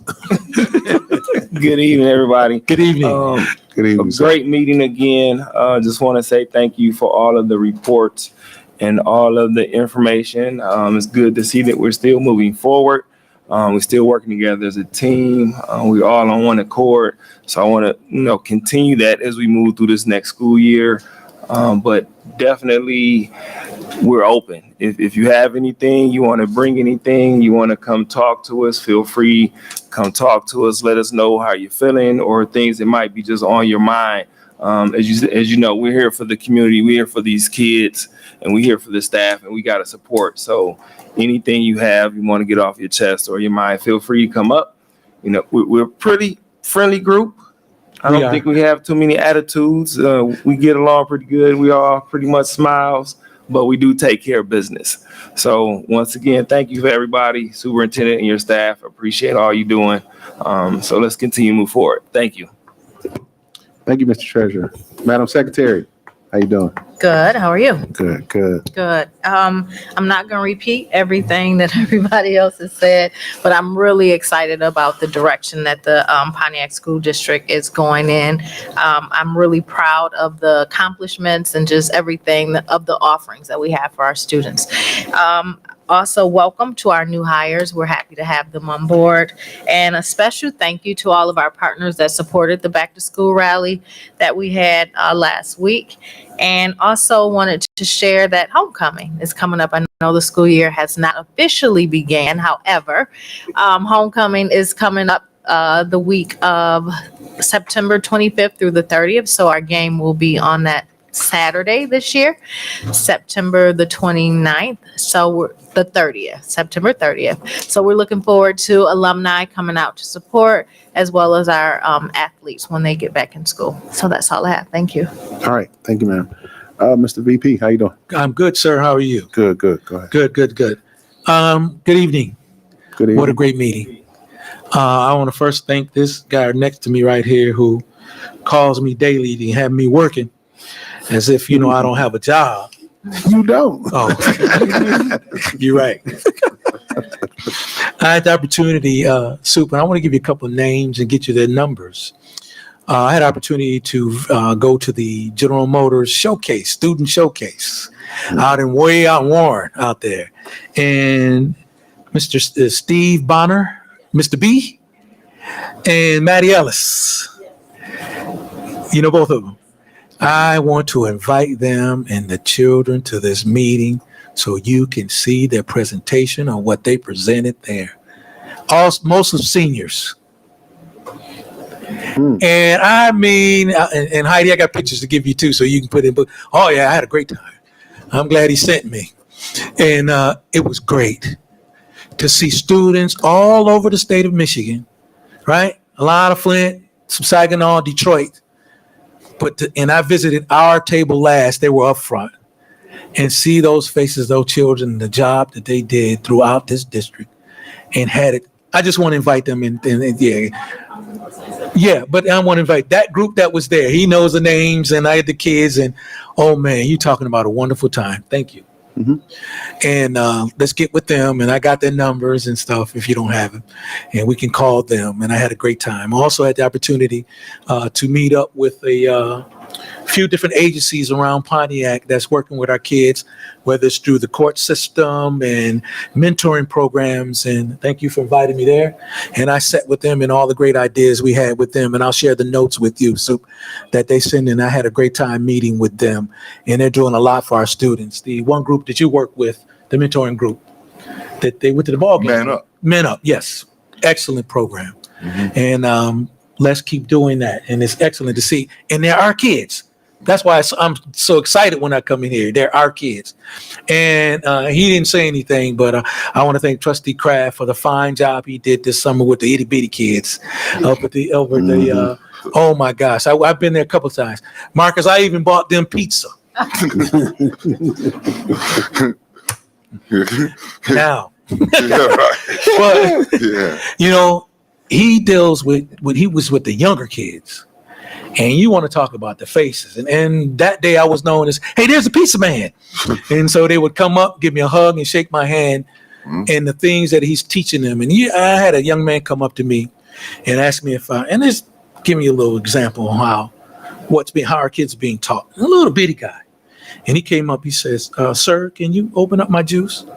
And I said, sure, sir. And he's like, he couldn't have been 3. So when I opened it and I gave it to him, he said, thank you, sir. And I said, this is what our children are being taught at a young age. That stays with them. And I appreciate the job you did. I definitely got to give you your kudos for that. Yep. Excellent. I'm excited for the school year. I think this is our last one until school starts. Yeah. Okay. In our last board meeting. Maybe. Maybe. Yeah. No. Yeah. Right. I can't speak too soon. But you know what? Although we're here, I'm loving it. This is exciting because we're getting things done. And the more we get things done, the less we have to do. That's what my wife tells me all the time. The more you get it done, the less you got to do. So I work to get it done. And that's what we're doing here. And we're working hard. It's not a frustrating thing to do. It's a fun working hard. We're going to leave here soon on September the 13th. We'll be representing us nationally at the CUBE conference. And we're going to have a good time sharing information about the fantastic things that we're doing here. That people think we leave when we have fun. No, there are moments when we have fun, but most of the time we're working and we're getting done and we're representing this district. And I truly believe that we're doing an excellent job. Because lastly, thank you for the email you sent us, how you sent out the information about us being honored as an honors board and your response. Thank you. And the response that you're getting, because it don't happen often. And to say here that this board is doing what they need to do to ensure that we're giving you the best. So we're learning, ever learning, I should say. We're ever learning. And when we go to these conferences, we're ever learning. And that's what we're doing to ensure that we're giving you the best. All right? So it's not that we're just expecting your best. We know you want the best from us. And we thank you. Yeah, I keep going and going. And going. So I'm not just excited, man. That's who I am. That's my personality. Thank you. And good night. Listen, I lean on him every day. So, and I lean on these board members to be here.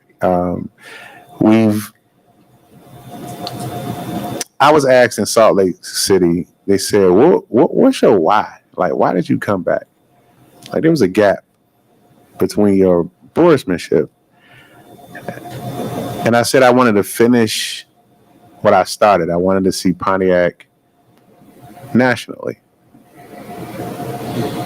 And I got to honestly say that through a lot of tears, a lot of hard work, I wouldn't change a thing. I wanted to tell Pontiac's story. No, I wasn't born and raised here, but I was groomed here. And so I wanted people to know what I knew. I love Detroit. I'm a Detroiter. That's in me. It's all over me. But Pontiac groomed me.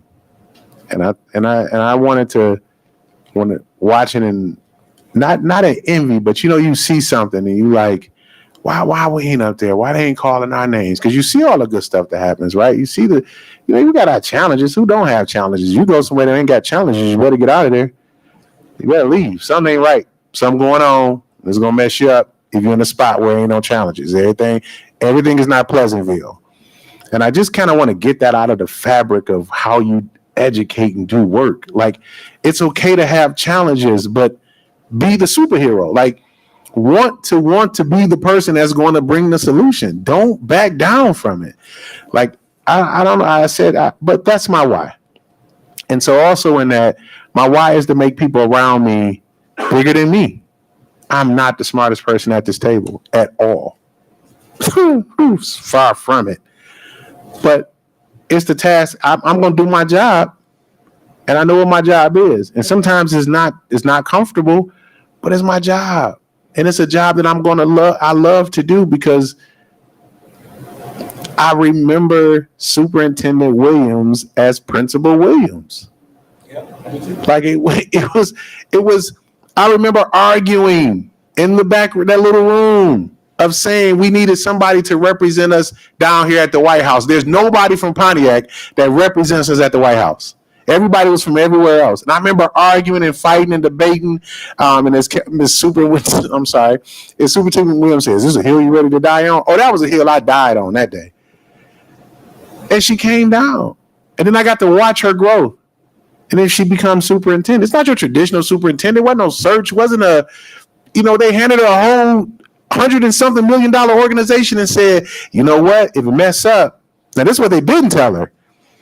If it mess up, now we'll blame you and we're gonna run off in the sunset.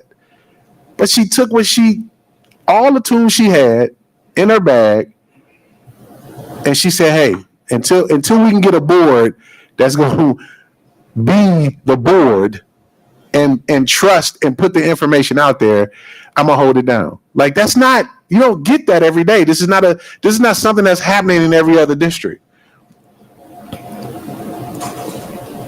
We will be what we say we are. We are who we are. I mean that. Like, I believe this. right?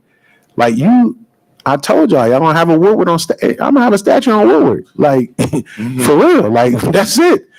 My grandbabies was here a couple weeks ago, and we was just driving around Pontiac, and we came back because it was all lit up over here. You know, WHRC, and so I get pride about that.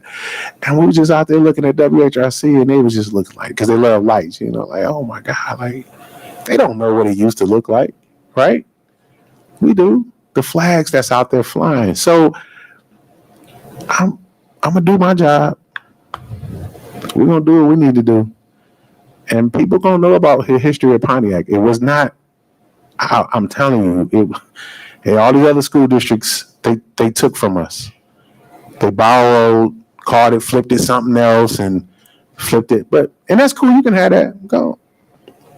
That's cute for you, as my little one said. My 5-year. That's cute for you, Papa. Yeah, but we got something new in the bag, and then see if we can take that and grow your community and keep growing it. And we're gonna do something else that's gonna be different. So appreciate you. God bless you. I love you. Don't continue to like, share, and press. And like, what you missed? Because I'm the last one to talk. This your last time talk. No. Go ahead. Go ahead. Why are you whispering? They hear you. Okay. Just real quick, I just want to send prayers to the Jeffrey Dwayne J.J. Robinson's family, Yes. one of our former students. My good friend, we actually graduated high school together, and we attended Michigan State together and graduated. And he also my fraternity brother and also my brother in Christ as a deacon from Word of Faith Church. His services will be tomorrow at Word of Faith at 10:30 a.m. family hour, and services start 11 to noon at Word of Faith. Very good friend of mine, and touched me dearly to see him go. And I just want to send prayers to his family, and those of you who are out there, please pray for the Jeffrey J.J. Robinson's family. Thank you, Mr. President. Oh, thank you, sir. I appreciate it. Y'all don't have a Kevin Gross on your team. Your team whack. Need a motion to adjourn. So moved by Trustee Gross, supported by Trustee Smith, David Smith. Questions, comments, or concerns about the adjournment? Hearing none, roll call. VP Gross. Yes. I'm voting yes. Treasurer Terry. Yes. Trustee Bowman. Yes. Trustee Kraft. Yes. Trustee David Smith. Yes. And President Garrett. Yes. Motion passed 7-0. All right, we'll adjourn at 8:29. Don't forget to like, share, and subscribe to all of our channels, all of our pages on social media. We appreciate you. We want to grow this channel. We're going to grow social media because it's those of you who follow us across the world, because we have one of the greatest alumni in the history of alumnus across the country. So don't forget to share, like, and subscribe. Again, we appreciate you. God bless you. Good night. We are all better together. We love you, and there's nothing you can do about it here from the Pontiac School District. Peace.